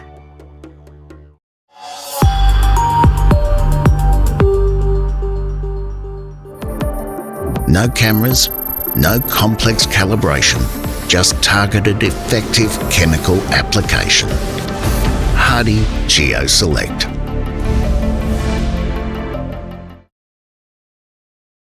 The psychological health and safety culture of your workplace is vital to the success of your organisation. Are you addressing psychosocial hazards in the workplace? Learn to create a positive mental wellbeing culture where your business and your people flourish through our in-person, live online, and self-paced e-learning courses. Scan and visit our website for more information. Introducing the Hardy Sarator 7000 with advanced comfort, convenience and efficiency. This class-leading sprayer now moves even further ahead. The Hardy Sarator 7000. Global Camel is back. Global Roto Moulding still offer our trusted rainwater tanks along with exciting new products like diesel trailers and on-site diesel tanks where quality meets innovation. Global Roto Moulding, Coolong Avenue, Irimple.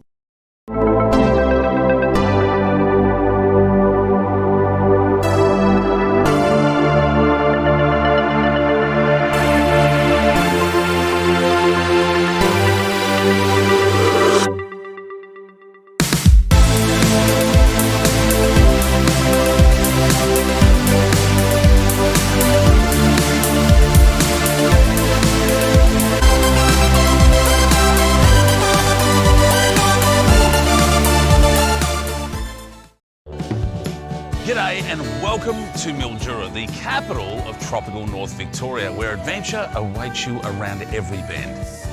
But unlike Queensland, you don't have to worry about crocs. Epically wide river that goes forever. Perfect for water sports.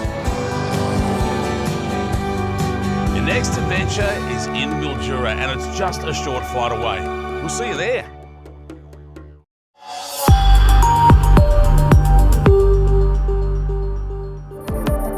No cameras, no complex calibration, just targeted effective chemical application.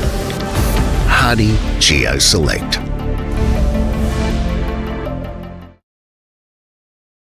The psychological health and safety culture of your workplace is vital to the success of your organisation. Are you addressing psychosocial hazards in the workplace? Learn to create a positive mental wellbeing culture where your business and your people flourish through our in-person, live online and self-paced e-learning courses. Scan and visit our website for more information. Introducing the Hardy Sarator 7000 with advanced comfort, convenience and efficiency. This class-leading sprayer now moves even further ahead. The Hardy Sarator 7000. Global Camel is back. Global Roto Mouldings still offer our trusted rainwater tanks along with exciting new products like diesel trailers and on-site diesel tanks where quality meets innovation. Global Roto Moulding, Coolong Avenue, Irimple.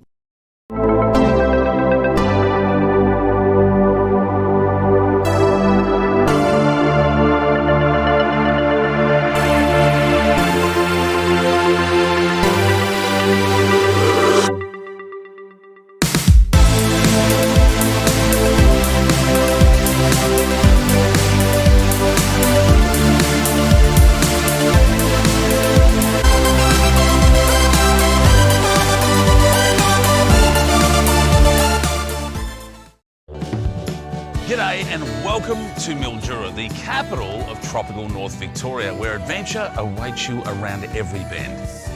But unlike Queensland, you don't have to worry about crocs. Epically wide river that goes forever, perfect for water sports. Your next adventure is in Mildura and it's just a short flight away. We'll see you there.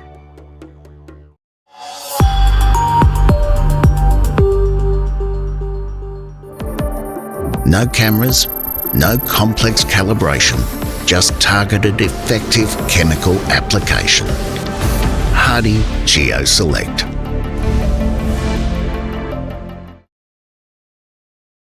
The psychological health and safety culture of your workplace is vital to the success of your organisation.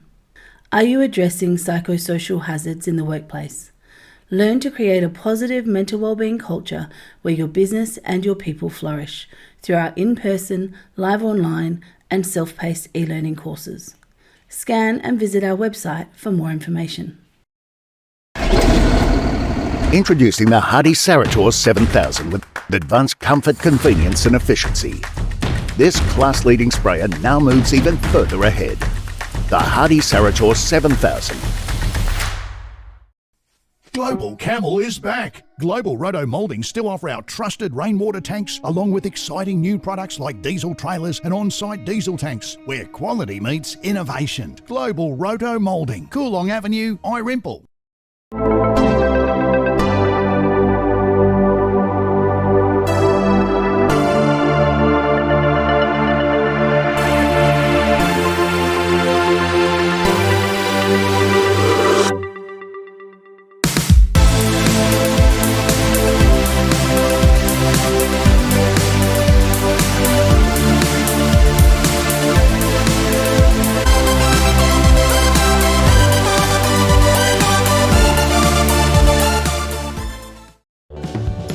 G'day and welcome to Mildura, the capital of tropical North Victoria, where adventure awaits you around every bend.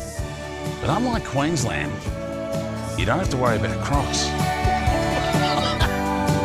Epically wide river that goes forever, perfect for water sports. Your next adventure is in Mildura and it's just a short flight away. We'll see you there.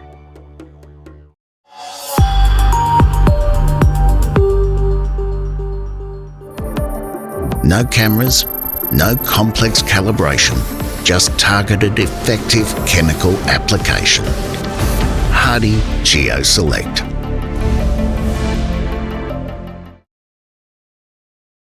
The psychological health and safety culture of your workplace is vital to the success of your organisation.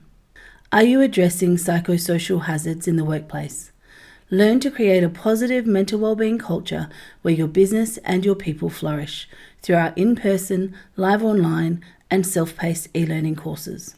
Scan and visit our website for more information.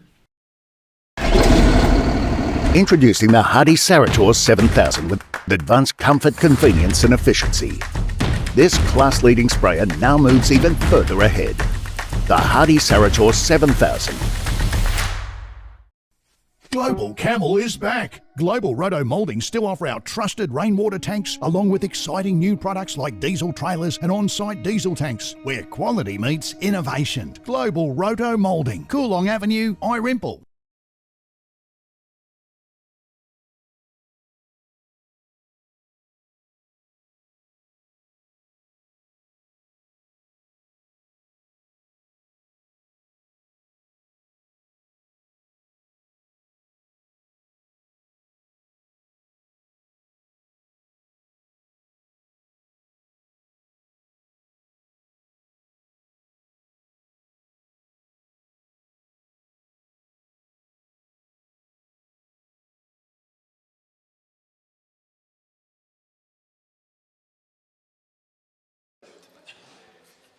And we're just about ready to get underway with this second session here at the Mildura Senior College, our second T20 game for broadcast as part of the Global Spirited Cricket Festivale. Pat Silcox alongside Peter Walsh. We did have an early morning shower and then a bit of drizzle during the early parts of our first game today, but clouds have started to break open. It's still a little bit overcast, Walshy, but it's certainly been dry for the last 3 or 4 hours or so. Yes, it has. Now, my question is, I asked about the light. The light looks as if it's going to be okay, but can I see any light towers around here or not? No, none. No? Nothing that's going to be good enough to play cricket under. No. As it's a very, very aggressive start there from McIntosh. And that is an impressive opening from Scott McIntosh. He's headed out into the nets, just out behind us here in the broadcast box. Scott, we've got to get home, Scott. Wow. Don't do that all the time, or maybe you should do it all the time. That is an impressive start to the innings for the RJR All-Stars. And we will have a special guest to come and join us, Mark Vandermerver, who was having a chat to me at the innings break. He's going to pop on down and have a chat with you, Walshy, shortly. We've been very lucky about getting talent to the microphone, haven't we? McIntosh gets another one in his wheelhouse and he goes over the rope again, does he? Yes, he does. Wow, what a start this is. Oh, he's got to get home in time to watch the 7 o'clock, the 5 o'clock news, I think, or something like that. It's quite the impressive start. He gets down low in his batting stance and he's got long levers. He can just hit through the line. Look, he was impressive when we saw him here a couple of days ago. And he looks like he's got himself set right from the outset here. None for 12 from 2 balls. This time he's trying to hit out through the offside, but they've got a man there, Mark Smee, the strikers. He's able to hold the run rate down momentarily. But Wasp is up and about with this start from McIntosh. It's got them at 76% chance of winning already.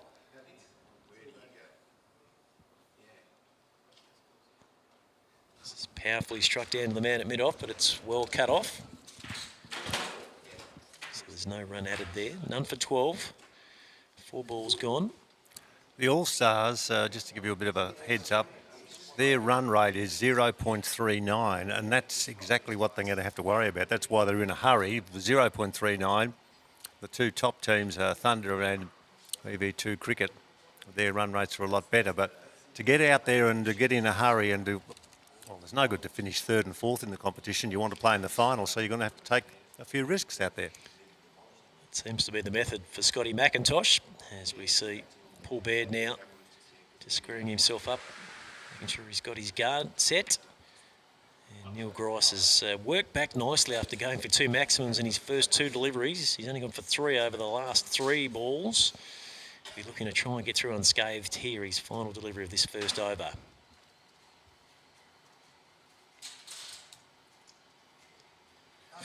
And that one's just shaping away outside the off stump. Playing a miss from Baird through to the keeper. That's the end of the first over. Score is none for 13. Peter Walsh with you. I'm going to step out and have a quick break, and Walshy will be joined by Mark van der Merwe shortly. Look forward to it. Thank you very much, my friend. Enjoying our coverage of the football, and a real thrill to work with Pat Silcox, who has the dulcet tones being heard regularly on stations that are up and about in Mildura, as Mark van der Merwe eventually gets into the spot there. You okay, Mark? Thanks for joining us. How's that hammy? Thanks, Walshy. Yeah, no, it's good to be here, man. It's not great. It looks like it's a grade 2 tear, which I did this morning. But that was going for a second run, pushing it because we only had a T10 game. Yes. So, you had to go for every run you could. And, You felt it go? Oh, yeah.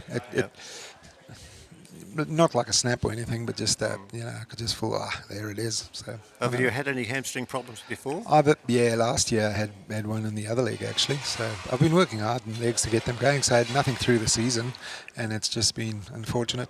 One of the frustrations that we've experienced, Mark, not like you, but as commentators, we've seen players limp by.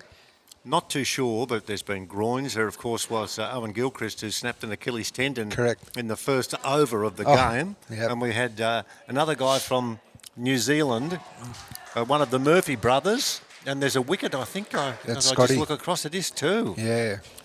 Scotty McIntosh with the lights of the stumps. Mm-hmm. And so McIntosh out for 13, and the score is 1 for 13. So one of the guys from New Zealand, one of the twins who turned 50, they both obviously turned 50 on the same day, but he had a problem too with his hamstring. Yeah, I think he actually... Or groin. The groin, because I was watching it, when it happened, and I felt for Gilly because he actually joined us we had like a practice game, the All-Stars, RJR All-Stars, and had a bit of a practice game, and he came out to play for the invitational side that Mark Wade put together on the Goldie, and he was batting beautifully. He got 250s in no time, and he just looked on song, and when he pulled his or ruptured the Achilles, I felt so sorry because he was really looking forward to it and playing for Australia. So it's a bit of a shame. And it's an injury that's going to cost him a fair bit too, in terms of the amount of time to spend away from the game. Oh, for sure, and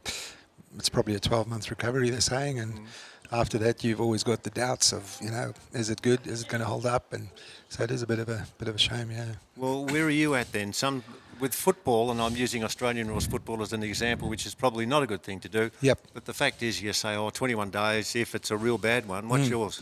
Well, I spoke to Jess, who did a bit of work on it now, and she says, I should be all right for Nationals coming up, which is in about a month. It's not far away, is it? No, it's not. So, but I think with, the right physio and the right treatment, we should get there. So I'm hoping. What can you do? What sort of exercises do you do to look after a hamstring? Well, it's bit of walking. You just got to keep it moving. You don't want to get it too tightened up. So she recommended just keep walking, and then hot and ice, hot and cold. Just that kind of treatment just to get the blood flowing. Yeah, and that's pretty much all you can do. I've got a compression sleeve on it at the moment, just so it really gets kept together. And is it from standing still and then doing a bit of fartlek training, like bursting into some quick movement? Is that where you can pull the hammy? Oh, 100%. That's where I pulled it this morning. So it was a kind of a quick run, first run and second run, and then I saw the fielder was onto the ball, and I just put a bit of extra effort in to get there, and then I just felt it go. So it's those quick movements just off the mark.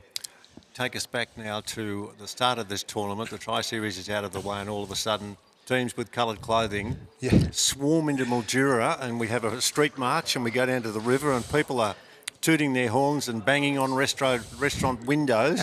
It was a real fun festival. The festival part of it is exciting. What's it been like for you? Oh, it's been awesome. Yeah, I mean, it's something we've been, how long ago was it when they actually announced the teams who were picked and drafted? Well, that would have been a couple of months. Yeah. And, since that, we've all been like kids, we've been looking forward to it. Because a lot of us, with our age have never really played T20. It was never there when we played the game. And being a faster kind of opening kind of batsman, I've always, after it's come to light T20, I've always wished that I could play T20, and it's been great, and the whole atmosphere around the town's been fantastic. The people are awesome in Mildura. Everywhere you go, where you're getting a coffee, where you're getting your breakfast, they're just fabulous people, and they really they enjoying us being here as well, I reckon. Fantastic. Yeah. Well, tell me then a little bit about yourself. Where did you start playing cricket? So I'm originally from South Africa. Now, my dad... I knew you were going to ask that I question. have to ask this because I've lost my father, unfortunately. He Yeah. died when I was in Pakistan, and that was in 2004. Yep. Well, 1994, I should say. Yep. But he loved Colin Bland, and he loved Ali Bakar. Yep. And he loved Trevor Goddard, and all those guys. Yeah. And he loved Peter van der Merwe. Yeah. Who was your... No, he was no He relation. wasn't. Oh, no, he was that's no what I relation of gonna ask mine. you. No, What no. did you think I was going to ask you? No, I was going to ask you if I thought you were going to ask if Peter van der Merwe was relation. Yeah. But he's not. A lot of cricketers in South Africa who didn't get that chance to play a lot of Test cricket because there were some messy things happening. But now, do you reckon it's turning around? Oh, yeah, for sure. I mean, Graham Pollock, I'm a left-handed batsman, so Graham Pollock was always my hero, and that's the person you wanted to bat like, Yes. and he was awesome. And I just wish he had the opportunities that today's cricketers in South Africa would have had, because I reckon he would have broken all the records that there would have been, I reckon, because he was unbelievable, And, anyone who played against him, I think, would say the same thing, the way he batted. So And I still want to ask Hoggy about that as well, because Hoggy bowled to him in that when they went over on the Cavalier tour. Yes. Yeah, and he bowled him in, and I think he made 130 odd runs in no time. So it'll be interesting to chat to Hoggy. Do you go back to South Africa much? Yeah, we try and go back to the family. We've got a bit of family there. I've got my mother and my brother still over there, but I've got my sisters over here, and so we try and get there maybe every second year. And my mum comes over now. She's getting a bit older to come over on her own, so we try and go there. Right. So what keeps you going with cricket? It's amazing we have chats, and I know that the special K-man, I call him, Neville Kratzman, who's 91, 81, I should say. And, of course, you've got Mark and Andrew, and they love their cricket. They've come from a tennis background. That's and a right. little bit. And did you know, here's one that I'll share with you, my friend. Yeah.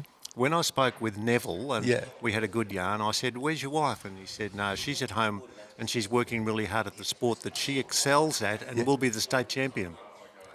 Tap dancing.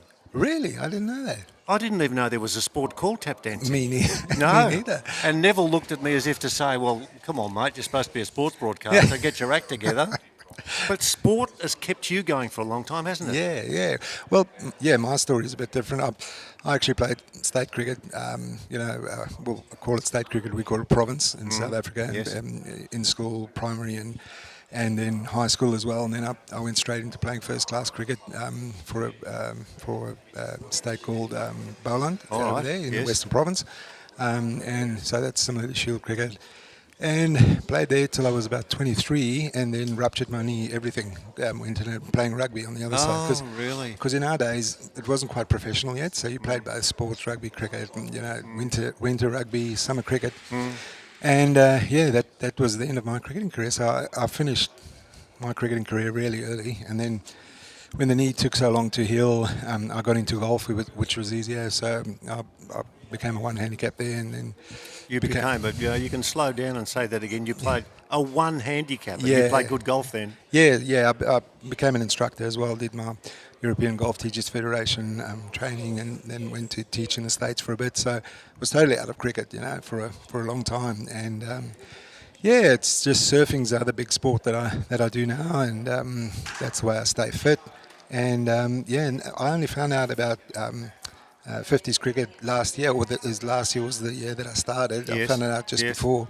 And through Mark Kratzman, we actually kind of friends with the same doctor. Oh, okay. And he's a South African doctor, so I know him. Kratzy knows him, and we were invited to a party, and Kratzy was there, and he said, "Oh, you play cricket? Come play for us, come play." And it's like, oh, geez, I don't know if I can get back into cricket. It's like been so long, and I'm so glad I did. I'm just loving it. It's just awesome. When you talked about the injury to your hamstring, and you say to yourself, "Well, you've got to get that sorted." Yeah. You had any other major injuries? You talked about your rugby incident as well, but how do you go with the confidence level when you know that if you want to get back to playing at your very best, you have to be so fit? Oh, exactly. And I found that out last year, because I'm fit surf-wise, so everything else is the top body's really fit and all that's good. But last year when I started over 50s, I realised how weak my legs were. You know, Were they? because you just don't realise it. You know, you're walking every day and doing all that kind of stuff, but those quick movements, those quick jerks, you know, I did Miami last year in the first game running towards the boundary, Yes. and just when I stopped to pick up the ball, it went, you know, no sudden movement or anything, it just no warning.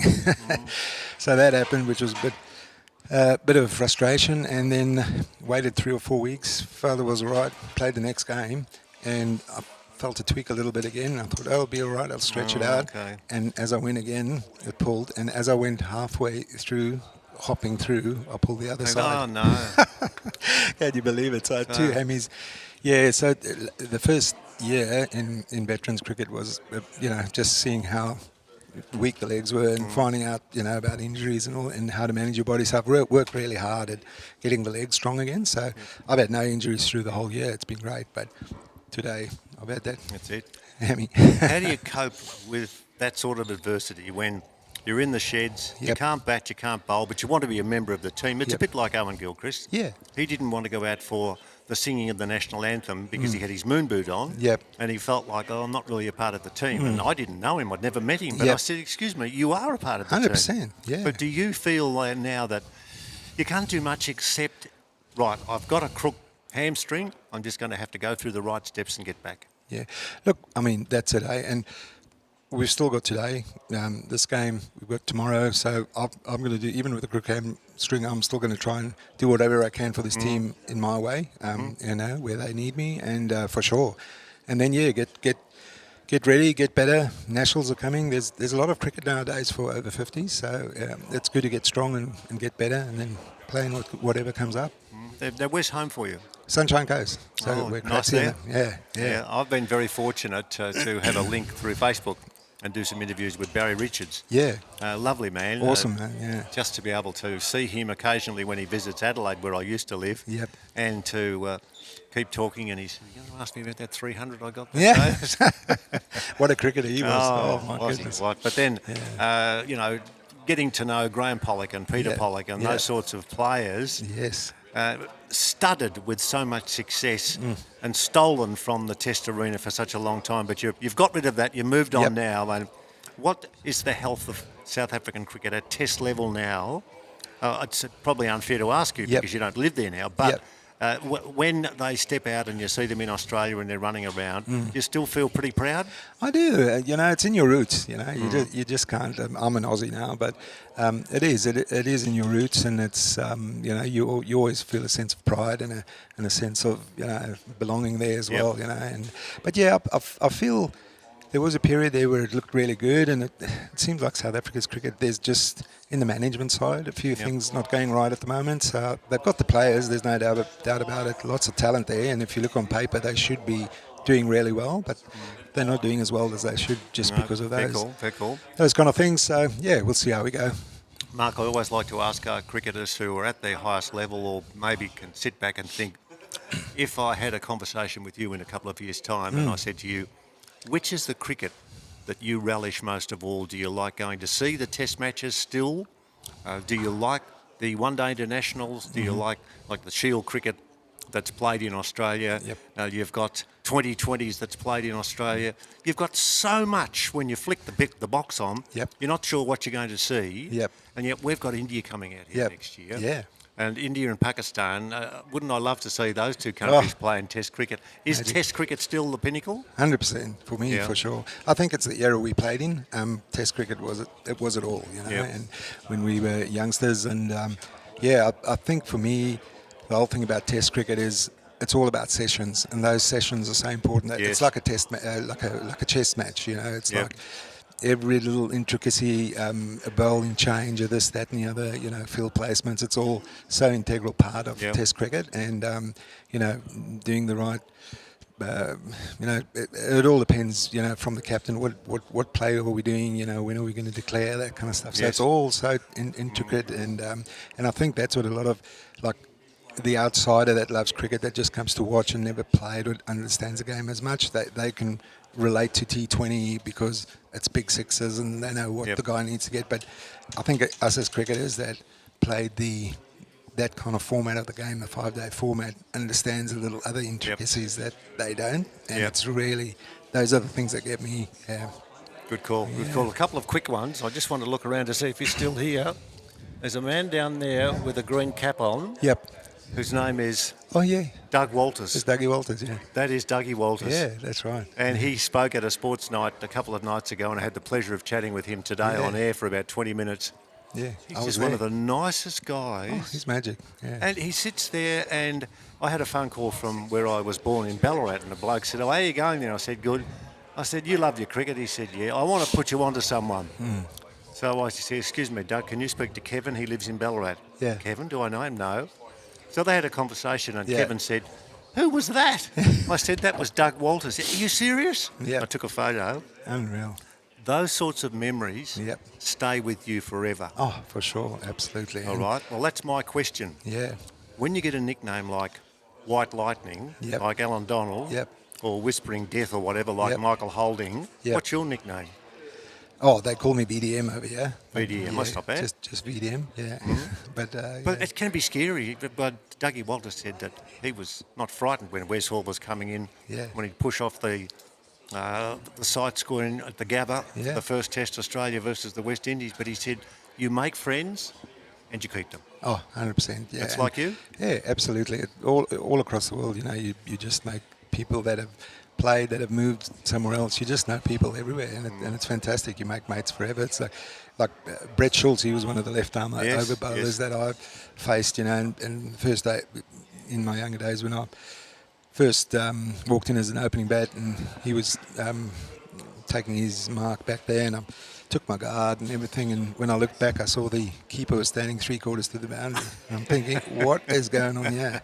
I didn't see the first ball. It just went past me. It was like so quick, thudded into the gloves, and he was a menace. I reckon he was one of the most feared bowlers at the time, because he was one of those bowlers that he just wanted to take your head off. That's all he wanted to do as an opening bowler to an opening batsman, nothing else. But he took wickets obviously as well, and his career was, unfortunately, with injuries and stuff, he didn't have a long career, but good bowler, great bowler. We've got Nationals soon. Will you be okay to be at least up for selection? Oh yeah, they've selected the sides already. I think there's going to be some. I think the 1 and 2s have not been selected, but they've collectively already selected groups. The others, and so I'm thinking I'll be all right. Yeah, I'm hoping to get the Emmy right. How are you going to go tomorrow watching the game? Oh, I'm looking forward to it. Yeah. Who's going to win? We don't know who's playing yet, but who do you think will win? Look, I mean, the Thunder looks pretty strong, eh? I mean, how were they today? Did you see that score? I didn't know, I haven't yet. Well, I'll tell you. Oh. They were chasing 163. Yeah. And they were 9 for 117. And they won. Oh, you're kidding. I am not kidding. Guess who made runs, incidentally? No.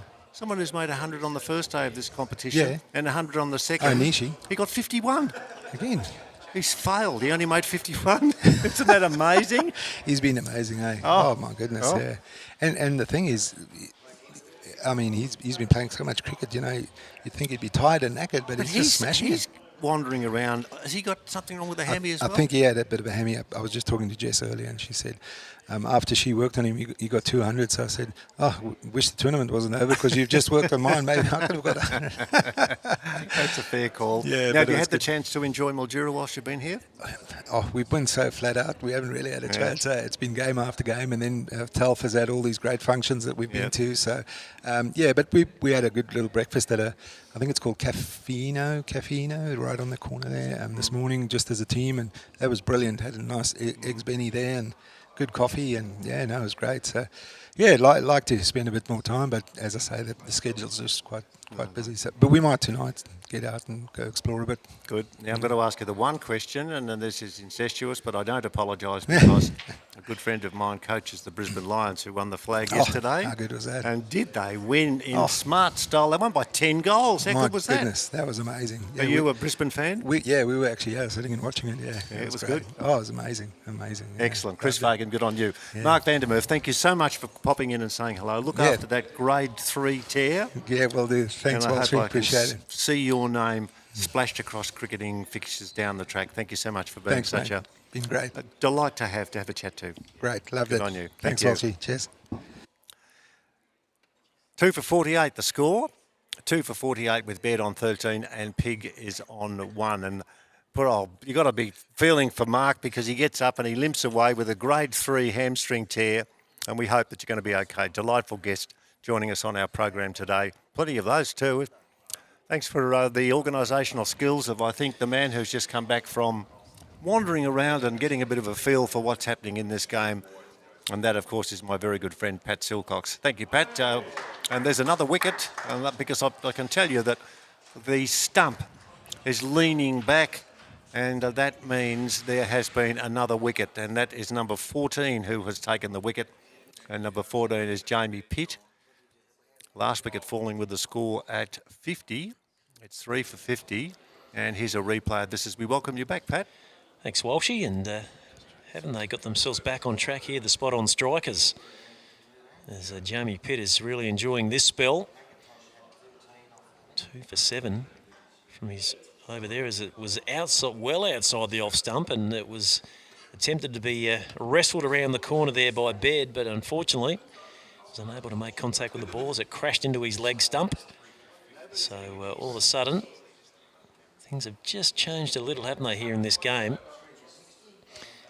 And you feel that it's tightened up a fraction now. That target of 154 is going to take some chasing, but they've got a couple of good men at the crease. Pig is going to get himself set, and Jason Lavender looked pretty decent the other day. He did. When we had a look at them too, He Walshy. did. Now we can update you on some of those other scores that are coming through that will be of substance. What have you got for us there, big fella? Okay, so Saxon Kings made 9 for 146 in their opening session at the crease. Sandgropers are none for 38 from 4, so they've That's made a good start. Very good start. 109 required from 16 overs, run rate 6.81. Now Team Thunder finished at 163. Australian Pavilion haven't made a great start. They've lost 3 early wickets. They are 3 for 24 after 7.1 overs as we see the ball heading out towards the boundary again, and that will go all the way. So first ball of the 7th over is dispatched. Not quite the start that Simon Tate was probably hoping for there, coming in from the school end. So Pig is 5. Lavender is yet to face a delivery. 3 for 54. Current rate here is 8.76. The required is 7.23. So they've got themselves in a not a bad spot here.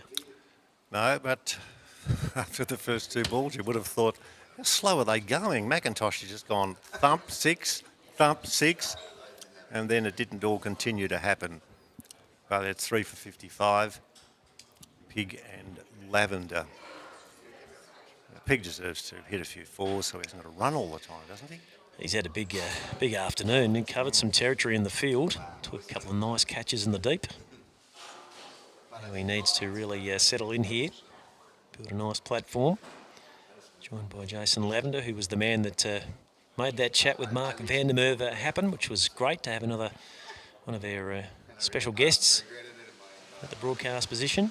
Very articulate and had some good stories to talk about too, and his love of cricket in South Africa. Tate was bowling full and outside the off stump. He actually said to at the end of the interview, "Go Lions," because he lives on the Sunshine Coast. Does he? So he's another one who's jumped on the bandwagon. Be a few of those around the country the past 24 to 48 hours, you'd reckon? I reckon all right. Mm-hmm.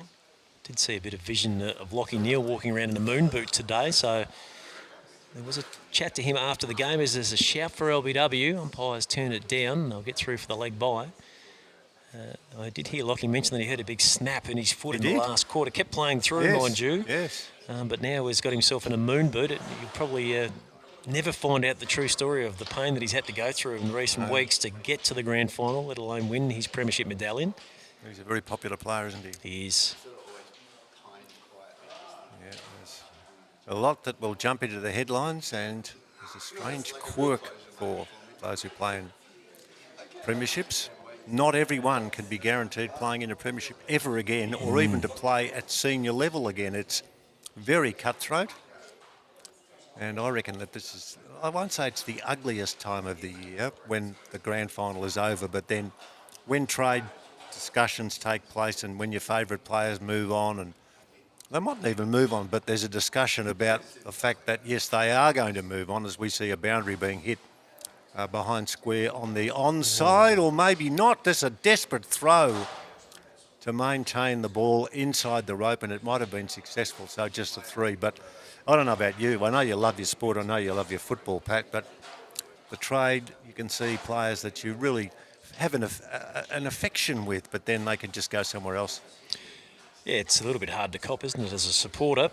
I don't know, if we think of NRL circles where they get the opportunity to negotiate with players prior to coming off contract, so they almost make the decision about where they're going next before they finish up where they are, which is, can get a little bit frustrating as a fan. There's no question about that. Well, the commentary leading into the game, of course, as far as the Lions were concerned, Walshy, was that it might be the end for Joe Danaher. Now, we saw him kick a goal late in the last quarter.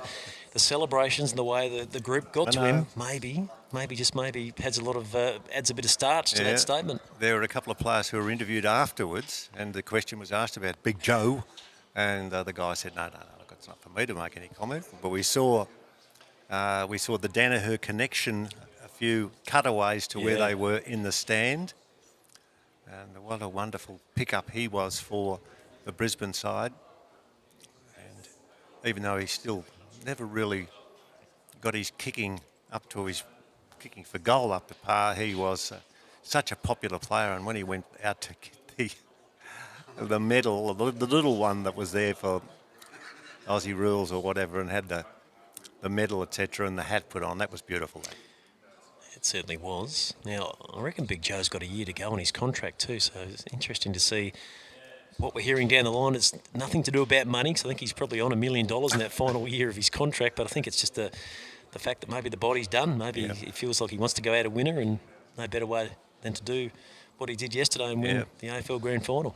There's only so many seats at the table when you want to join the media. Everybody does. And with the changes that are taking place, I know we're talking about football, but changes taking place at Channel 7 and Channel 9. Might not quite almost carry. a catch. Yeah, man, on the ring on the onside. Might have just got to him on the half volley in the end there. Yeah, there are a few that are working at Channel 9 who've moved on. There are a few that are working at Channel 7 who don't want to move on.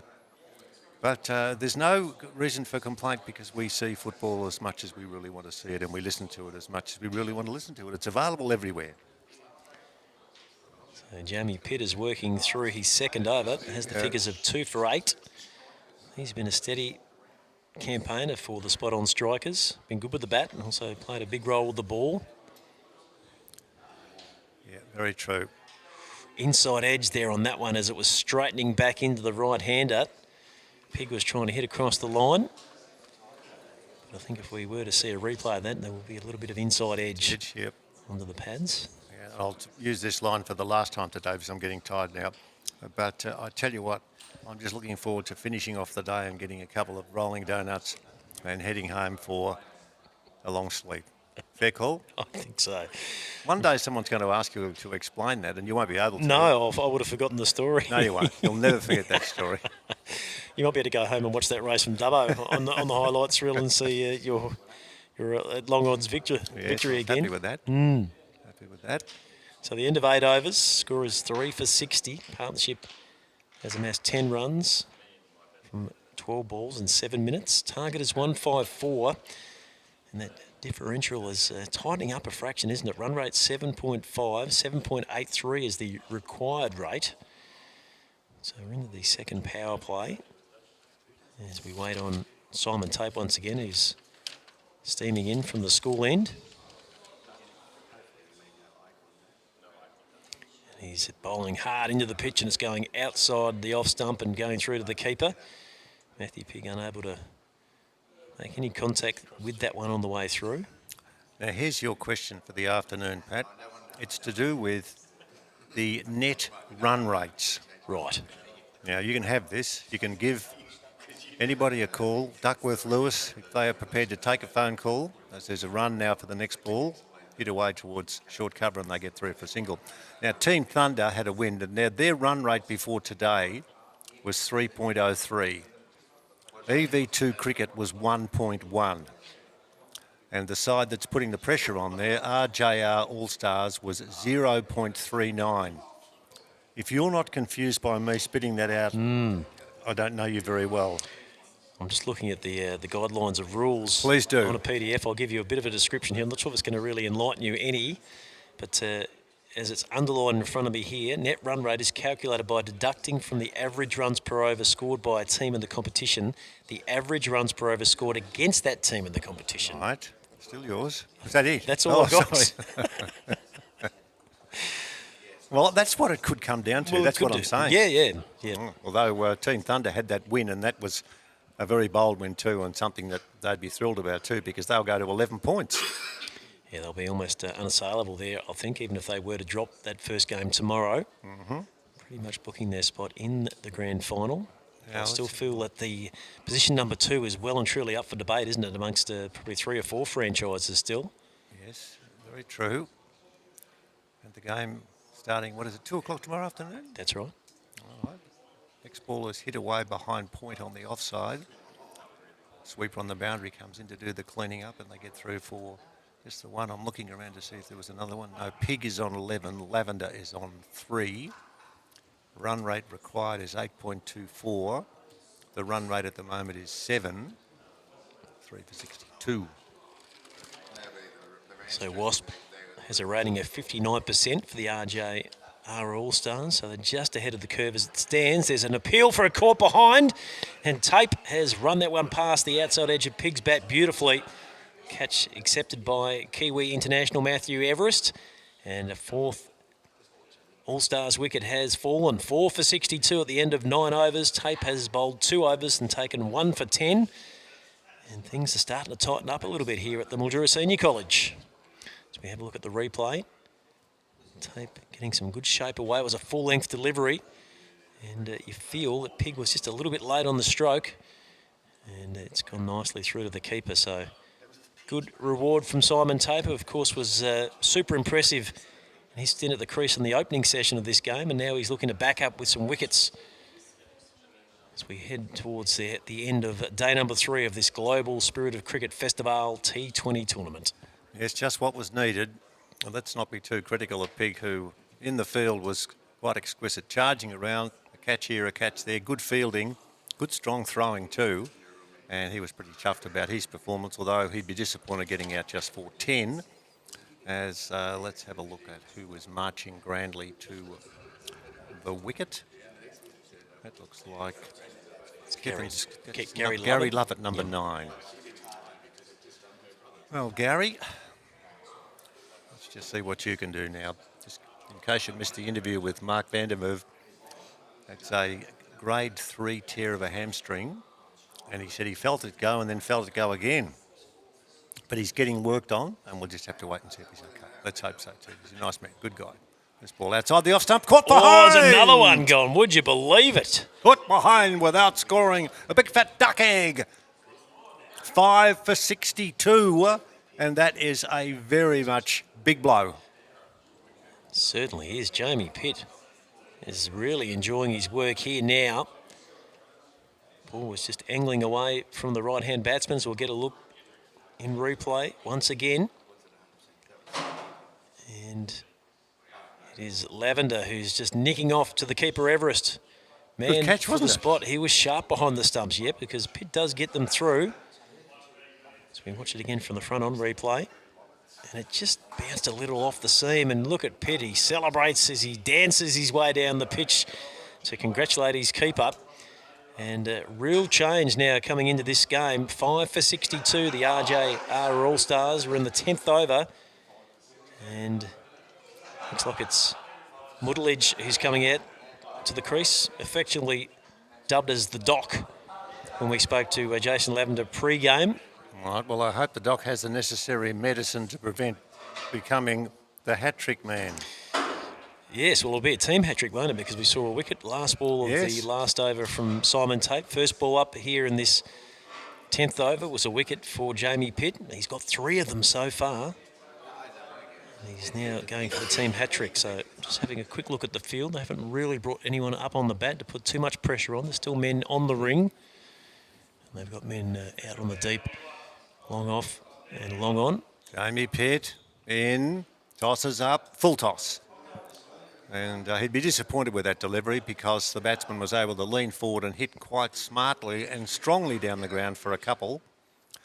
But that one, though, and he's a bit angry with himself, I think the frustration of not being able to land that one on the pitch and see what happens. 5 for 64, he's in again, wide of the off stump, and it's driven hard off the front foot out to short cover. Very well fielded out there. Leaping forward there was Hancock, who did the fielding.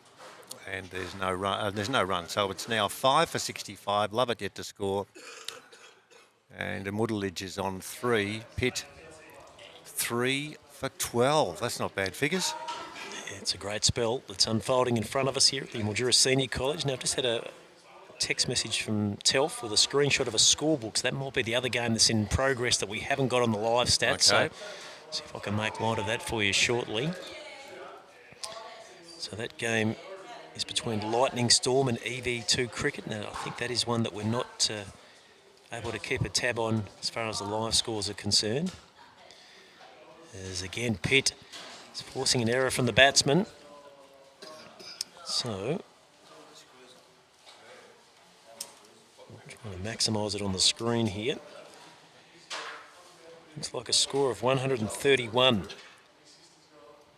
was made by the Lightning Storm, with runs at the top for David Roach. He picked up a half century. Kawaja also with 20. Mark Little looked to be the best of the bowlers there, picking up a couple, short 2 as well. If I'm good enough to negotiate the phone, we've got another couple of shots of the scorecard here. That's the first one. Here we go. This might be the second innings with EV2 at the crease. Now, there's been wickets fall at the top of the order. Looks like Nelson, Sipple and Andrew Kratzman have been dismissed. Andrew Kratzman for 11, Sipple for 19. So it looks like that current scoreline is 3 for 72 from 12 overs. It's not a bad game. EV2 Cricket batting second. They need to win that game to jump in to sort out the final 2. They'll battle it out for supremacy and the dollars and cents. Team Thunder's one of them. EV2 have had 2 very close games. They lost their first game. And with that score of 3 for 72, they're still nearly 60-odd runs shy of getting to that total. And 2 of their better batsmen, particularly Kratzman, are out. Quicker delivery that time from Tape. Whistled through to the keeper as Mudalij is going to try and take advantage there and get some runs scored into the offside. 5 for 65, the equation, 89 to win, 58 balls remaining. Mudalij is just going to get that one away around the corner on the onside. They'll pick up a single as we tick over 5:30 local time here in Mildura, northwest Victoria. We're probably on track for around about 10, 6:15 finish, I reckon, Walshy. Yes, and then we'll find a restaurant. A restaurant that sells. Well, I thought you were looking at Hungry Jack's as your option with your winnings. Oh, no, we'll find somewhere nice and quiet.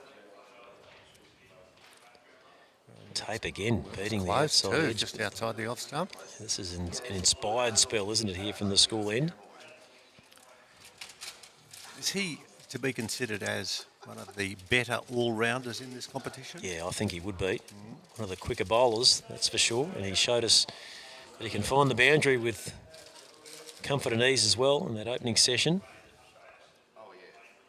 As he bowls a full-length delivery. It's dug out there by Lovett as he beats the man on the ring on the onside. They'll get through for 1 as Mudalij is almost overcompensated trying to come back for the second. He's just made his ground back as the ball came into the keeper, Matty Everest.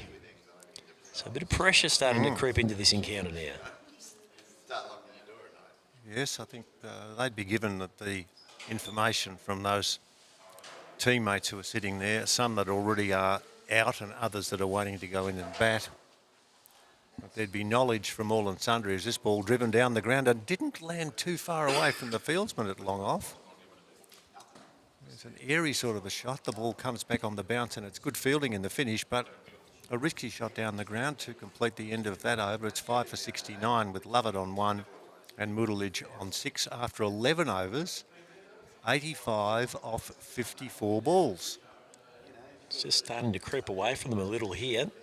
2 new men at the crease. They're going to need a couple of big overs, a few boundaries that'll just even up that equation somewhat.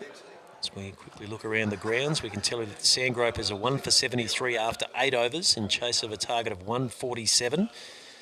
So the Gropers may be looking at back-to-back victories. Oh, that'd be wonderful for them to finish on such a high. Australian Pavilion have settled somewhat. 4 for 61, 11.4 gone in chase of 164 for victory. So they still need another 103 from 50 and then some remaining. 6 wickets in the shed. Jamie Pitt just looks to adjust his field, pushes his man back out onto the third man boundary. Taper's taken 1 for 14 from his 3. And that one again just rising off a good length. We've seen a few of those today, haven't we? Yeah. Having a chat to Mildura Settlers curator Lee Penner, and he seems to feel that we'll probably stay with this strip again tomorrow for the final preliminary game and the big grand final.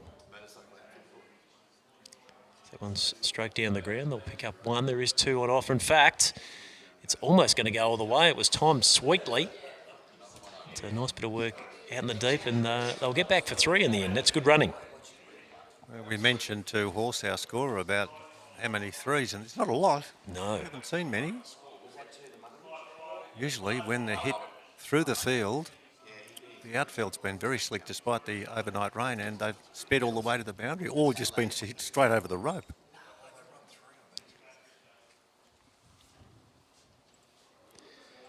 So we just get that adjustment on the NV Play overlay as Mortal is leaning into that and trying to hit it out towards the hit me for 6 sign there. It's a deep square leg, unable to make connection.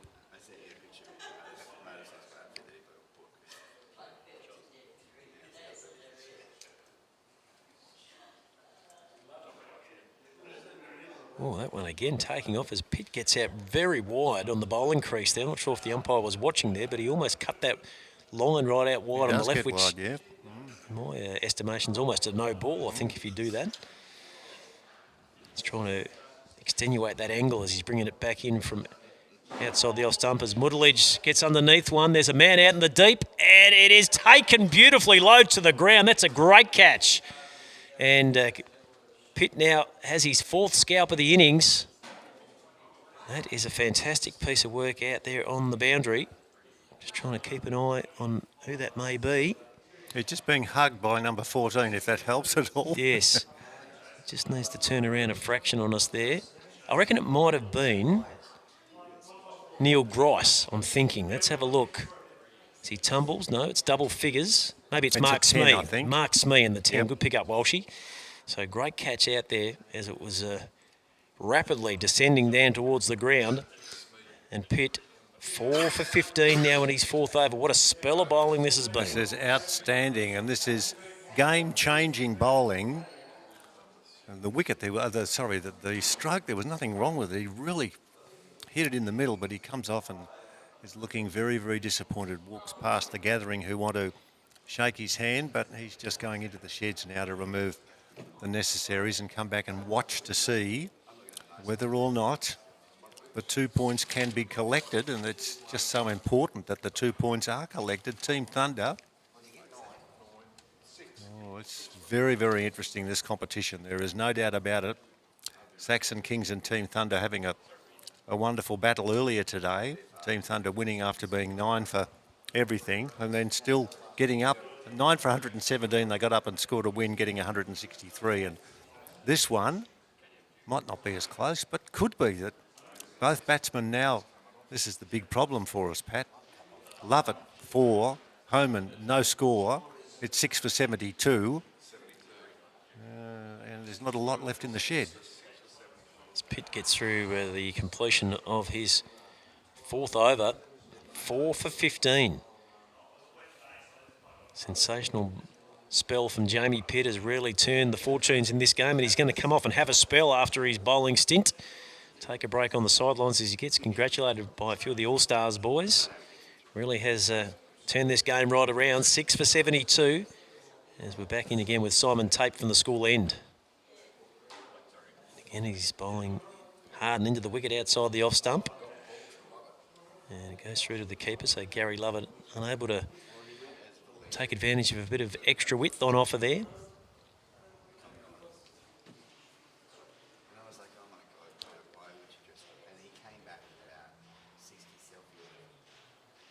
Again, this time a fuller length delivery just outside the off stump.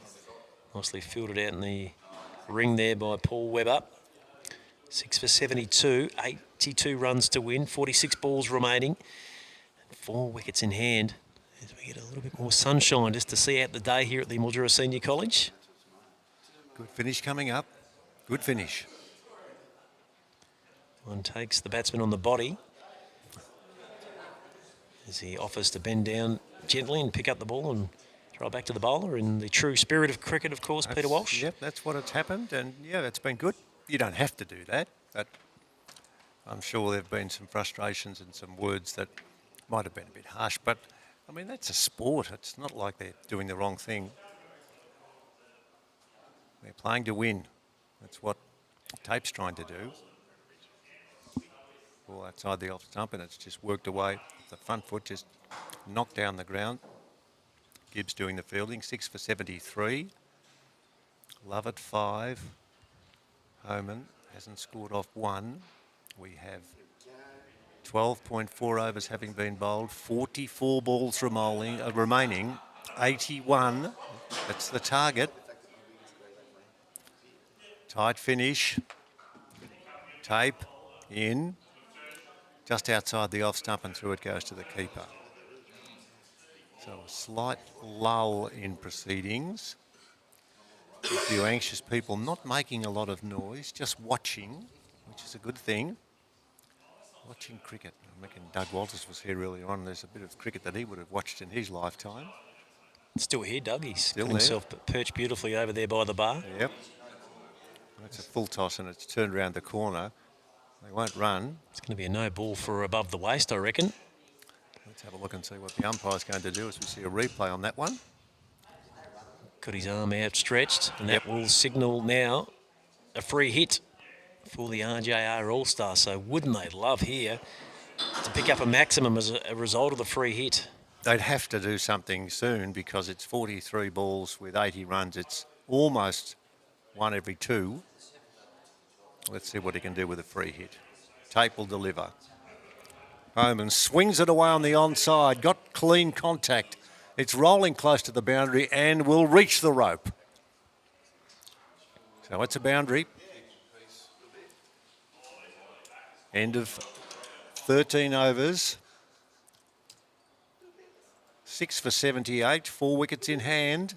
13th coming up now with Lovett on 5 and Homan on 4. 6 for 78, 76 off 42. Quickly look around the venues once again. At the back at Mildura Senior College, number 2, the Sandgropers are 1 for 93 in the 11th over, netting another 54 runs from 58 balls, so it's looking good for the Gropers in that game against the Saxon Kings. Australian Pavilion have lost another wicket. They're 5 for 83 now in the 14th, chasing that target set of 164 for victory. So Team Thunder are looking at another 2 points to add to their collection. Of course, if the spot-on strikers win here, Walsh, they'll advance to 6. As we see, it's local Mildura Settlers cricketer Ange Myers into the attack. As the ball comes in from the deep, they'll hustle through for 2. And we might be able to reach out with Anthony Telfer, who photographed the scoreboard so brilliantly just recently in the game that we really are very much concerned about. When I say concerned about, we want to get the score.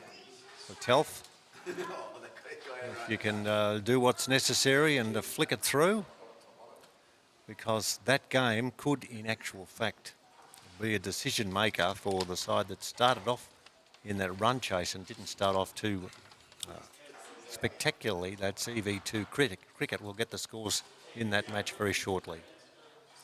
This next ball, he attempts to drag it away on the onside and the ball finishes up going out forward of point on the offside. So nothing much happened there of substance and there's no run. The score stays at 6 for 80 with Lovett on 7 and Homan on 4. Next ball, he pulls the ball away and hits it very well indeed. Very well, but straight out to the fieldsman in the deep. Good shot. But if you pick out the fieldsman and head straight to the fieldsman, well, that's not going to work for you. 6 for 81, Love at 8 and Homan on 4. So Myers midway through his first over has none for 3. Bowling with good zip. Back of a length. This time it's a little bit fuller and it's worked away and towards the backward point boundary. I'll just pick up the single. Throw comes back into the keeper, Matt Everest. 72 to win, 37 balls remaining.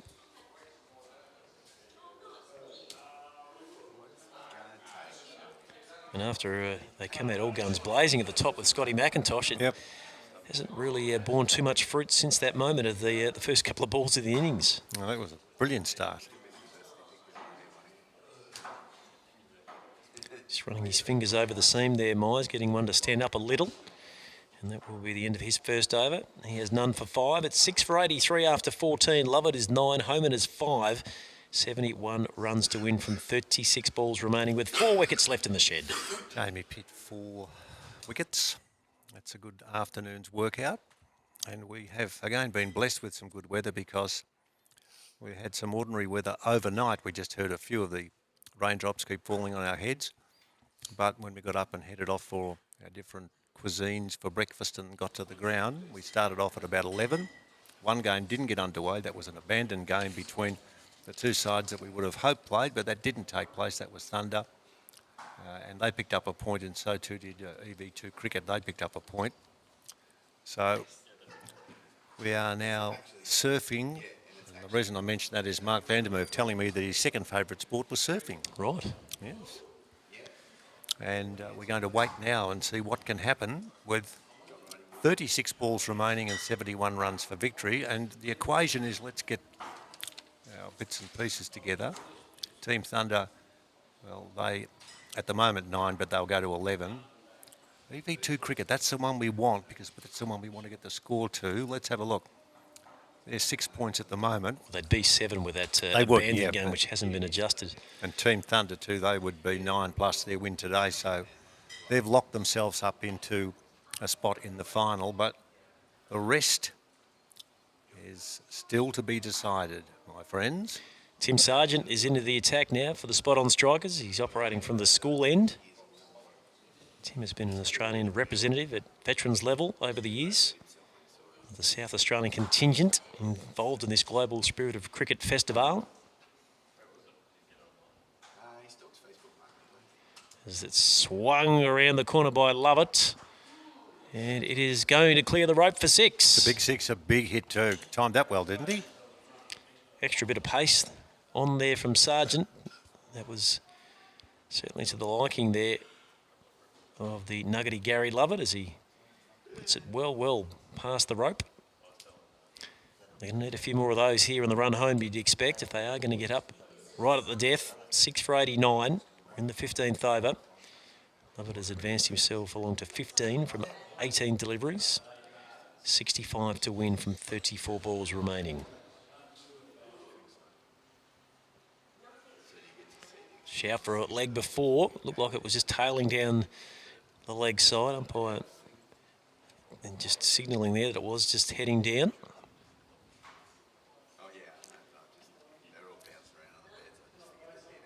Both skippers very much conscious of getting their field into the exact spot they want them to be in. You've got to do the head count too and say, no one's hiding behind a tree down there, are they? No, we've all got them. We've got them. We're ready to go again.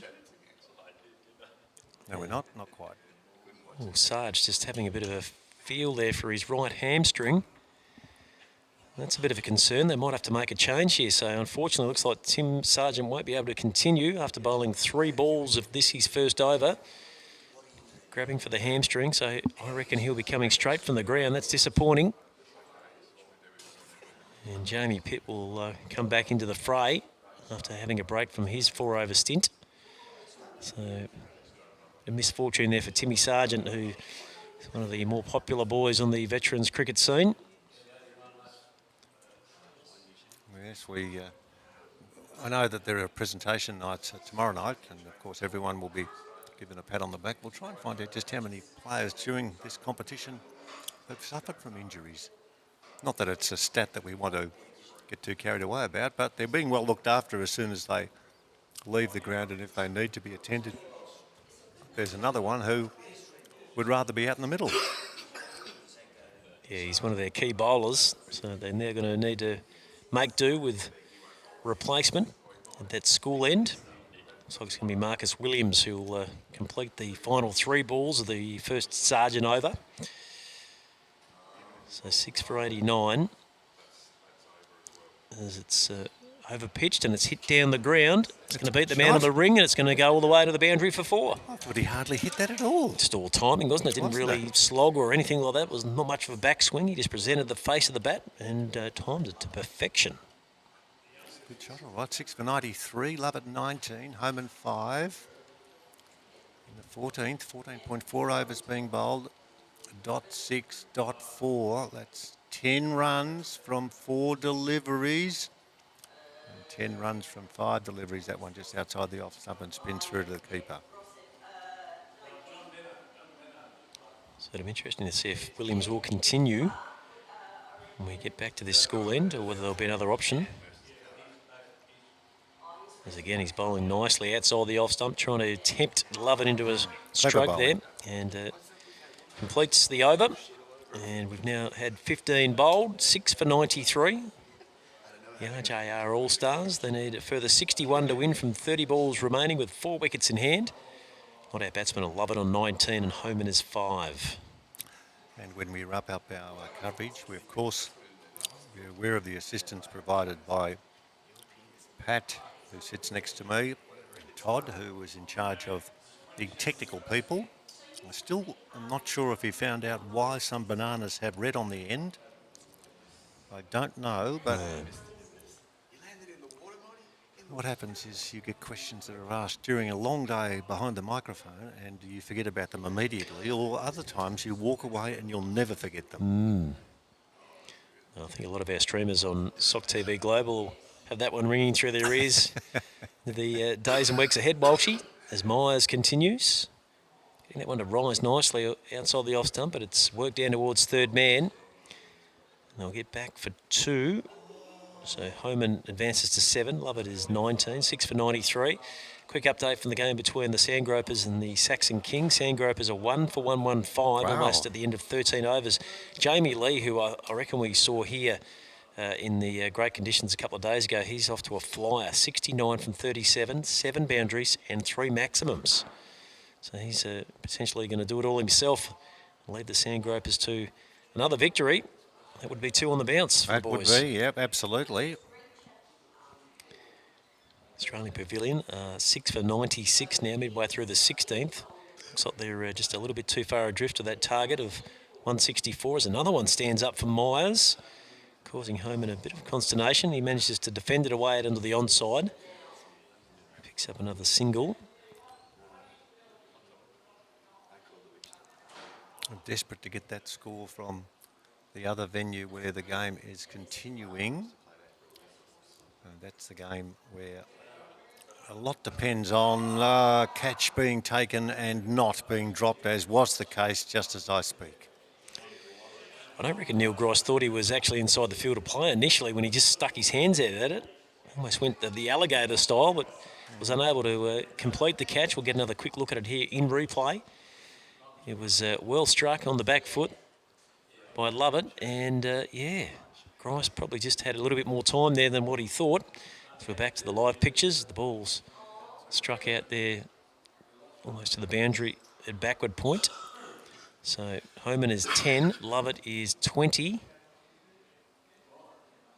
As we can see, Anthony Telfer is walking along there and a little bit going on in the back play. He looks like he's ready to finish up another day's action here as part of the Global Spirit of Cricket Festivale. This one's hit down the ground and it will be covered nicely out in the deep there by Kelvin Scott. He underarms it back in to the bowler as Peter Walsh will just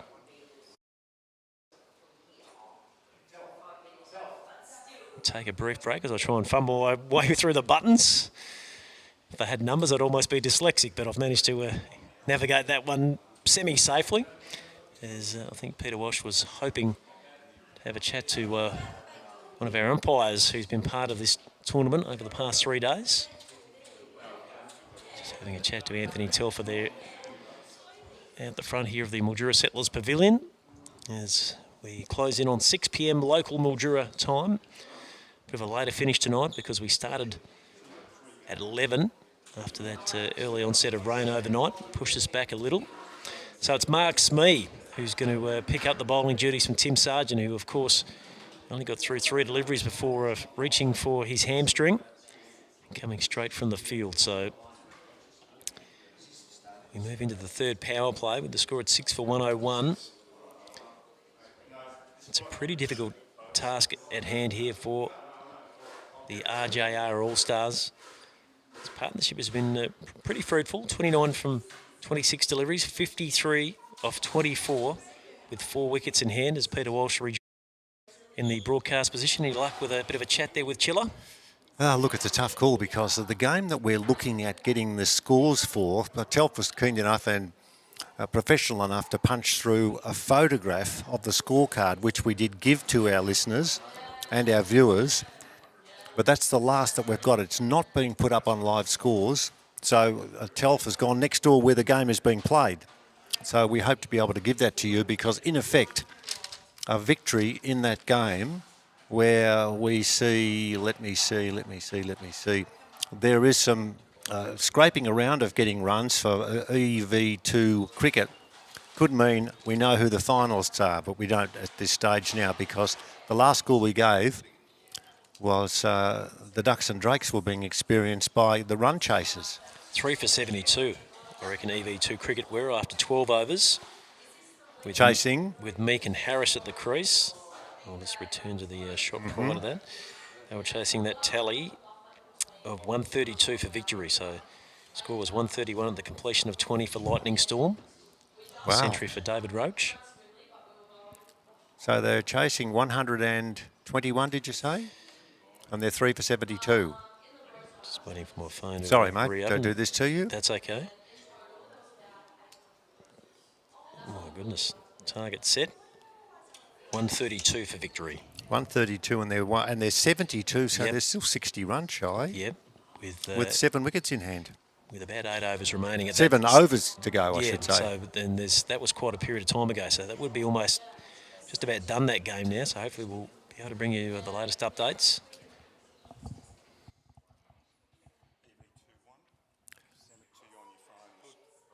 EV2 have scored a success and that virtually gets them into the grand final. Thank you, Anthony Telfer, for that snippet of information we wanted to pass on, and that's what we've been doing right throughout our coverage for the last week and a half of giving you the details when required. That was an absolute must-win for the team that lost the first game of the tournament and have won every one since. And another thrilling game today with Team Thunder winning after they were... Well, it looked as if they were dead and buried. They were 9-4, not much, and they got up and won. And so we've seen some stirring cricket from all and sundry. I'll just get that score again, what they were. They were 9 for 117, I think it was. Yep.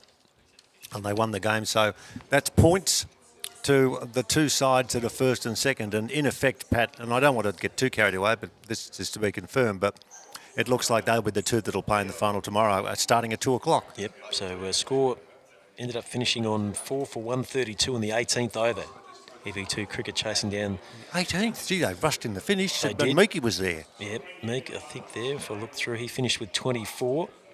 Harris picking up a half century, 52, so he was a key man in that middle order to ensure the victory for EV2 cricket. And we'll just await, obviously, those adjusted numbers on the points table. Without the live scoring, it probably won't go up on the Spirit of Cricket website this evening. It may be refreshed tomorrow, but if we can do our maths, that would mean that EV Cricket would go to 9. Team Thunder with another win would go to 11. Correct. So now they're a good portion in front of the Saxon Kings, who have got 6. If they don't win, they'll be 3 points adrift and too far away out of the action.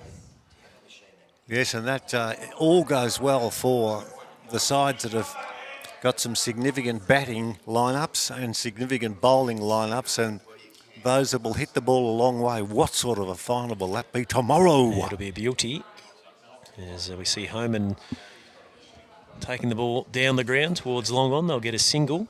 Now the Kings, who have to win this game, which is currently underway at the moment, are in a bit of trouble, you'd reckon, as the Sandgropers are now 1 for 130. Halfway through the 15th over, they need a further 17 runs from just 33 balls and 9 wickets remaining. So I reckon that Sandgropers are going to pick up another victory, as that one's muscled out towards the mid-wicket boundary for 4. Score now 6-4-1-1-4. Lovett is 26, Homan is 17. And as you mentioned, Peter Walsh, we look odds on for a grand final of Team Thunder versus EV2 cricket. Absolutely, and congratulations to the side that will win their second game. You would think, go the Gropers, go the Gropers. Go the Gropers. And Good name, isn't it? And the interesting conundrum that bears fruit out of that combination is they both played together an abandoned game today, so they haven't actually had a full clash against each other, so they'll go in a little bit unknown, I guess, of each other's whereabouts, but we know they've been right up at the forefront of the table. Yes. Through the bulk part of this competition, as we're going to see a ball disappear through the gates into the school grounds once again. One of the youngsters is going to disappear through that gate and go and retrieve it. It looks like it's gone quite a distance into the school ground there this time. He knows where to go, that young fella. I reckon he's going to the room down there which has something on the door which says detention. I think he knows where that room is, and he's done very well. Congratulations to all and sundry. What a thrilling, stirring day of cricket we've seen. The rain, we saw our man on the tractor, Anthony Telfer, zooming around, and we saw splendid work by curators. We saw a game that was abandoned. We saw plenty of big hitting, strong fielding, strong throwing, the whole lot. And now, lost ball. So just a bit of brief respite for the batsman out in the middle at the moment. Lovett is 30 from 28 deliveries, Homan 17 from 16. So we're almost through 18 completed overs, 6 for 118, the RJ Sports All-Stars. And they certainly started with good momentum early in the competition, but unfortunately for them have just left their run a bit late here. Giving away a bit of momentum at the back end. So at the completion of this one, their record will become 2 wins and 4 losses. As we see a mid-wicket confrontation there, a few of the striker boys. Ange Myers, keeper Matty Everest. No sign of the lost child. Or the ball? I don't think so. Right. Must have gone a long, long way around through the corridor down there. Yes, it did run away now. There's been a few half-hearted attempts to go and render assistance to the youngster who's been kind enough to go in to the school room. Here we go. Here we go. Yep, we've got some movement. And it's all about teamwork. It's the spirit of cricket that's being displayed. And there's the ball coming back too. Not a very good throw from the outfield, but he had to throw it over a steel fence. And so we're okay and we're back to go. And let's have a look at seeing 3, 8, 11 off this over with 1 remaining, and then 2 overs to go at 6 for 118. And the target is 36 off 13. Myers is boiling into the pitch outside the off stump. Nice bit of work from Jamie Pitters. He upends himself to prevent that one getting through the ring. They'll get the single though. So at the end of 18 overs, RJR All-Stars are 6 for 119. Lovett is 31. Homan is 17. Myers has the figures of none for 25 from his 3 overs. Partnership now up to 47 from 38 balls in 25 minutes. That's pretty good going. But they're going to find themselves, you'd think, about 20 runs shy here of the target as we roll through these final 2 overs. Last wicket fell with the score at 6 for 72, so it has been a good stand between these two. As we see Mark Smee once again taking up the attack from the school end. The sun is starting to set below behind us here at the Mildura Settlers Pavilion. I was having a bit of a look at the forecast for tomorrow, Peter, and it was looking pretty good. Good. That's good to hear. Mostly sunny, tops of 23, might be a bit fresh early, overnight low of 5, but 23 degrees sounds cherry ripe for the grand final. Sounds excellent. Now we've got our balls sorted, if you'll pardon my expression, but what's happened now is we know how many to go. Well, now, a bit confusing, but this ball, it's straight up in the air, out towards Where? It's gonna fall safe. That's too. I was waiting for the ball to hit that drone that was hanging around earlier today. That didn't happen. And they've gone through for one now. Just waiting for that score to bounce in. That's 12 balls remaining. That makes it 11 balls remaining and the runs to win 34 with 4 wickets in hand. This ball is hit high in the air out towards backward square leg, and a very neat catch is taken, excuse me. Number 4 out there. That's John Gary, who took the catch. He pouched it beautifully, and he jogs in to be given high fives by his mates. He's got a big smile on his face. Why wouldn't he? The ball was hit very cleanly, but Gary took the catch off the bowling of Smee. Love it out for 33. It's 7 for 121. Yeah, nice late breakthrough from the spot-on strikers. Gary letting it get down nice and low, but he was in control and hung on to it safely. And I get the feeling there as the ball was swung away there on the onside that the batsman, Lovett, knew pretty much his fate as soon as he struck the ball. He knew that was a man out on the fence there, and he just hadn't quite got enough on it to clear the rope. So a nice result there for Smee. His first wicket in this second session. He has 1 for 6 in his second over. So 33 to win now from 10 balls remaining. 3 wickets in hand. Good result too for sides that don't get away to a really good start in such a short tournament, but can finish off with a smile on their faces. So wicketkeeper Darren Cox is our new man.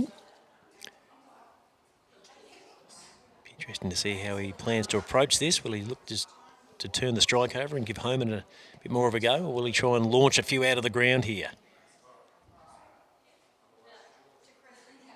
I think he'll have a swing, won't he? Yeah, you'd expect so. He was very complimentary of our broadcast through the Tri-Series and, of course, this T20 tournament, which has been keenly observed on the SOC TV Global stream. This time he's unable to find a gap in the field, the big fellow. Nicely tied it up by keeper Matty Everest. So as we come to a close here of day number 3 of the Global Spirit of Cricket Festivale T20 tournament, we'll be back tomorrow from 10 for the final round of preliminaries. As Cox is finding some spare real estate there on the offside as he picks up a single. 10 o'clock start tomorrow, Walshy, then our grand final will get underway from 2 p.m. The good part about it is that all of those that have played in the early mornings, hours, etc., will get across and watch this grand final. Yeah, we expect a pretty decent crowd in attendance, I reckon, tomorrow afternoon, with the weather looking picture perfect. Tops around 23 degrees locally. This one's swung away by Homan. It goes out and it goes over the mid-wicket boundary and is a maximum.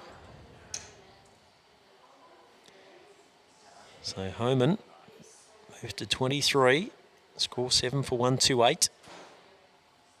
26 runs to win. We have 1 ball remaining of this second Smee over.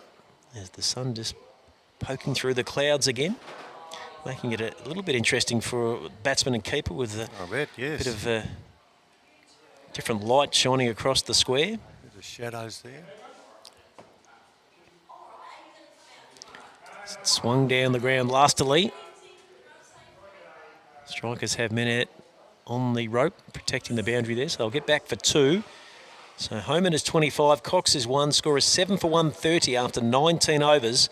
Smee has bowled 2 overs, taken 1 for 15. They need 24 to win from the final over, Walshy. 24, and I think they'd be disappointed with this performance. RJR All-Stars looking a definite finals prospect early in the piece, but it hasn't worked out. And to the other extent, spot-on strikers taking a little bit of time to find their form.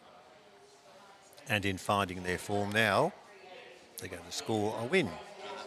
24 to go off 6 deliveries. I shouldn't get ahead of myself, but still, you wouldn't think that that's going to happen. I don't think we've had a 24 run over, have we? That's a tough call, I know. Yeah, I don't reckon. Had a couple of decent double figures overs, but I don't think we've gotten into the 20s as we look quickly around the traps again at that score of the game that the Sandgropers are involved in.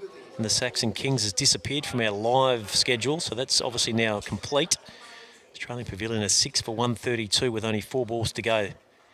32 runs needed, chasing down that target of 164. So Team Thunder will go through and pick up another 2 points. So we wait for this final over here. It's Ange Myers.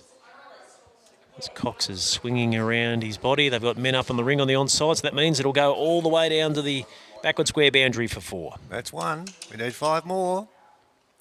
Where there's life, you just never know. If you're bringing the fieldsman up and thinking we'll cut off that single or the run back for the second. And there's a bit of consternation, bit of finger pointing going on there to make sure that we get our field in correct position.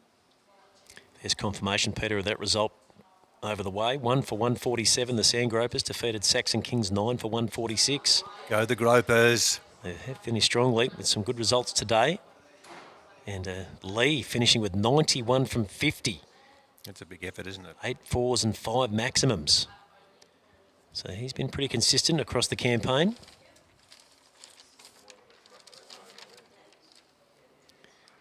The ball's taken off the stumps there by Cox as he again swings it around the corner. Some work to be done there on the boundary. It's ticking away. There's 2 from 2. Jamie Pitt unable to reel that one back, so Myers has conceded 2 boundaries in his first 2 deliveries, so 16 from 4. Right. Could they, Peter Walsh? Could they? What a finish it would be. Fantastic. Lee's accumulation of runs before today was 128. So he has enjoyed himself with 15 fours before his assault on the bowling today. Here we go. Can we get 3 from 3? A big swing and a miss outside the off stump. Through it goes to the keeper. We didn't get 3 from 3. We've got 2 from 3. And the big man gets across and is ready to swing again. Cry of anguish there from Cox as he didn't make contact. He's looking to take it long down the ground. This is where he's going this time, but there are fieldsmen there that will protect the boundary rope there. Simon Tate. I'll just get the single. So 7 for 139, 2 balls close, remaining. aren't they? They've done well in the end, I reckon, because they were a long way behind the game at the halfway stage. So 15 to win from 2 balls remaining. So maybe a couple of late boundaries here, and they'll finish around 7 or 8 runs shy. Yep. Let's have a look and see what Homan can do. He swings, he makes contact, it flies off the edge and is out behind point. And there is just a 1 run taken. So there's 1 ball remaining in the match that will be won by spot-on strikers. Good on them too. They have been about the place and they'd finish the tournament. Well, I've still got a game tomorrow, but this is good for them. 7 for 140 with Cox on 10 and Homan on 26. Last ball from Myers, outside the off stump, dragged away on the onside. He walks away and he goes back and shakes his hands. His eyes are coughing fit with, pardon me, the end of the over. Can you call the last few whilst I pass out? I can do that for you, Walshy. 7 for 140 and the win by way of spot-on strikers. Yes. Now, I did get a message come through about you, Peter, that you'll be conducting the coin toss as part of the final in the middle with both captains, then you'll interview them each after the toss. So that's a new innovation that we haven't seen so far in the tournament. So that'll be, of course, later in the afternoon tomorrow. Looking forward to that as we get through the end of this one here, our second T20 game. So final score in the end for the spot-on strikers who batted first, 6 for 153. Simon Tate, 50 from 27. 21 apiece for Webber and Gary. Leading wicket taker was really picking up 2 for 27. And in reply, after a blistering start, the RJR All-Stars finished their 20-over set with a score of 7 for 140. They were led by Lovett, who made 33. Homan was 26 not out at the end. And there were double-figure scores at the top for McIntosh, Baird, Hancock and Pigg. Best of the bowlers, Jamie Pitt, 4 for 15. What a majestic performance from him from his 4 overs. So 3 down, Walshy, and 1 to go. 1 to go, and of course tomorrow it all happens. We have games that will be played throughout the morning up until we start the final of this magnificent tournament that comes to a close, and afterwards the presentations take place with all of those trophy winners and all of those who've played the game and played it to the best of their abilities will be recognised. Hope you've enjoyed our coverage today. On behalf of co-commentator Pat Silcox, thanks for your assistance again and your friendship. Been a thrill working with you, and let's look at it tomorrow and say another big day. And also, we say thank you very much to our man who, to our left, Todd, and the troops worked brilliantly, giving us the coverage via the cameras and via the audio and via the pictures of what we consider to be an innovation that will stay around for a period of time. That's it for today. Don't forget, tomorrow the grand final will be on, and that will be between Team Thunder and EV2 Cricket. Peter Walsh signing off now and saying good evening to you all. G'day and welcome to Mildura, the capital of tropical North Victoria, where adventure awaits you around every bend. But unlike Queensland, you don't have to worry about crocs. Epically wide river that goes forever. Perfect for water sports.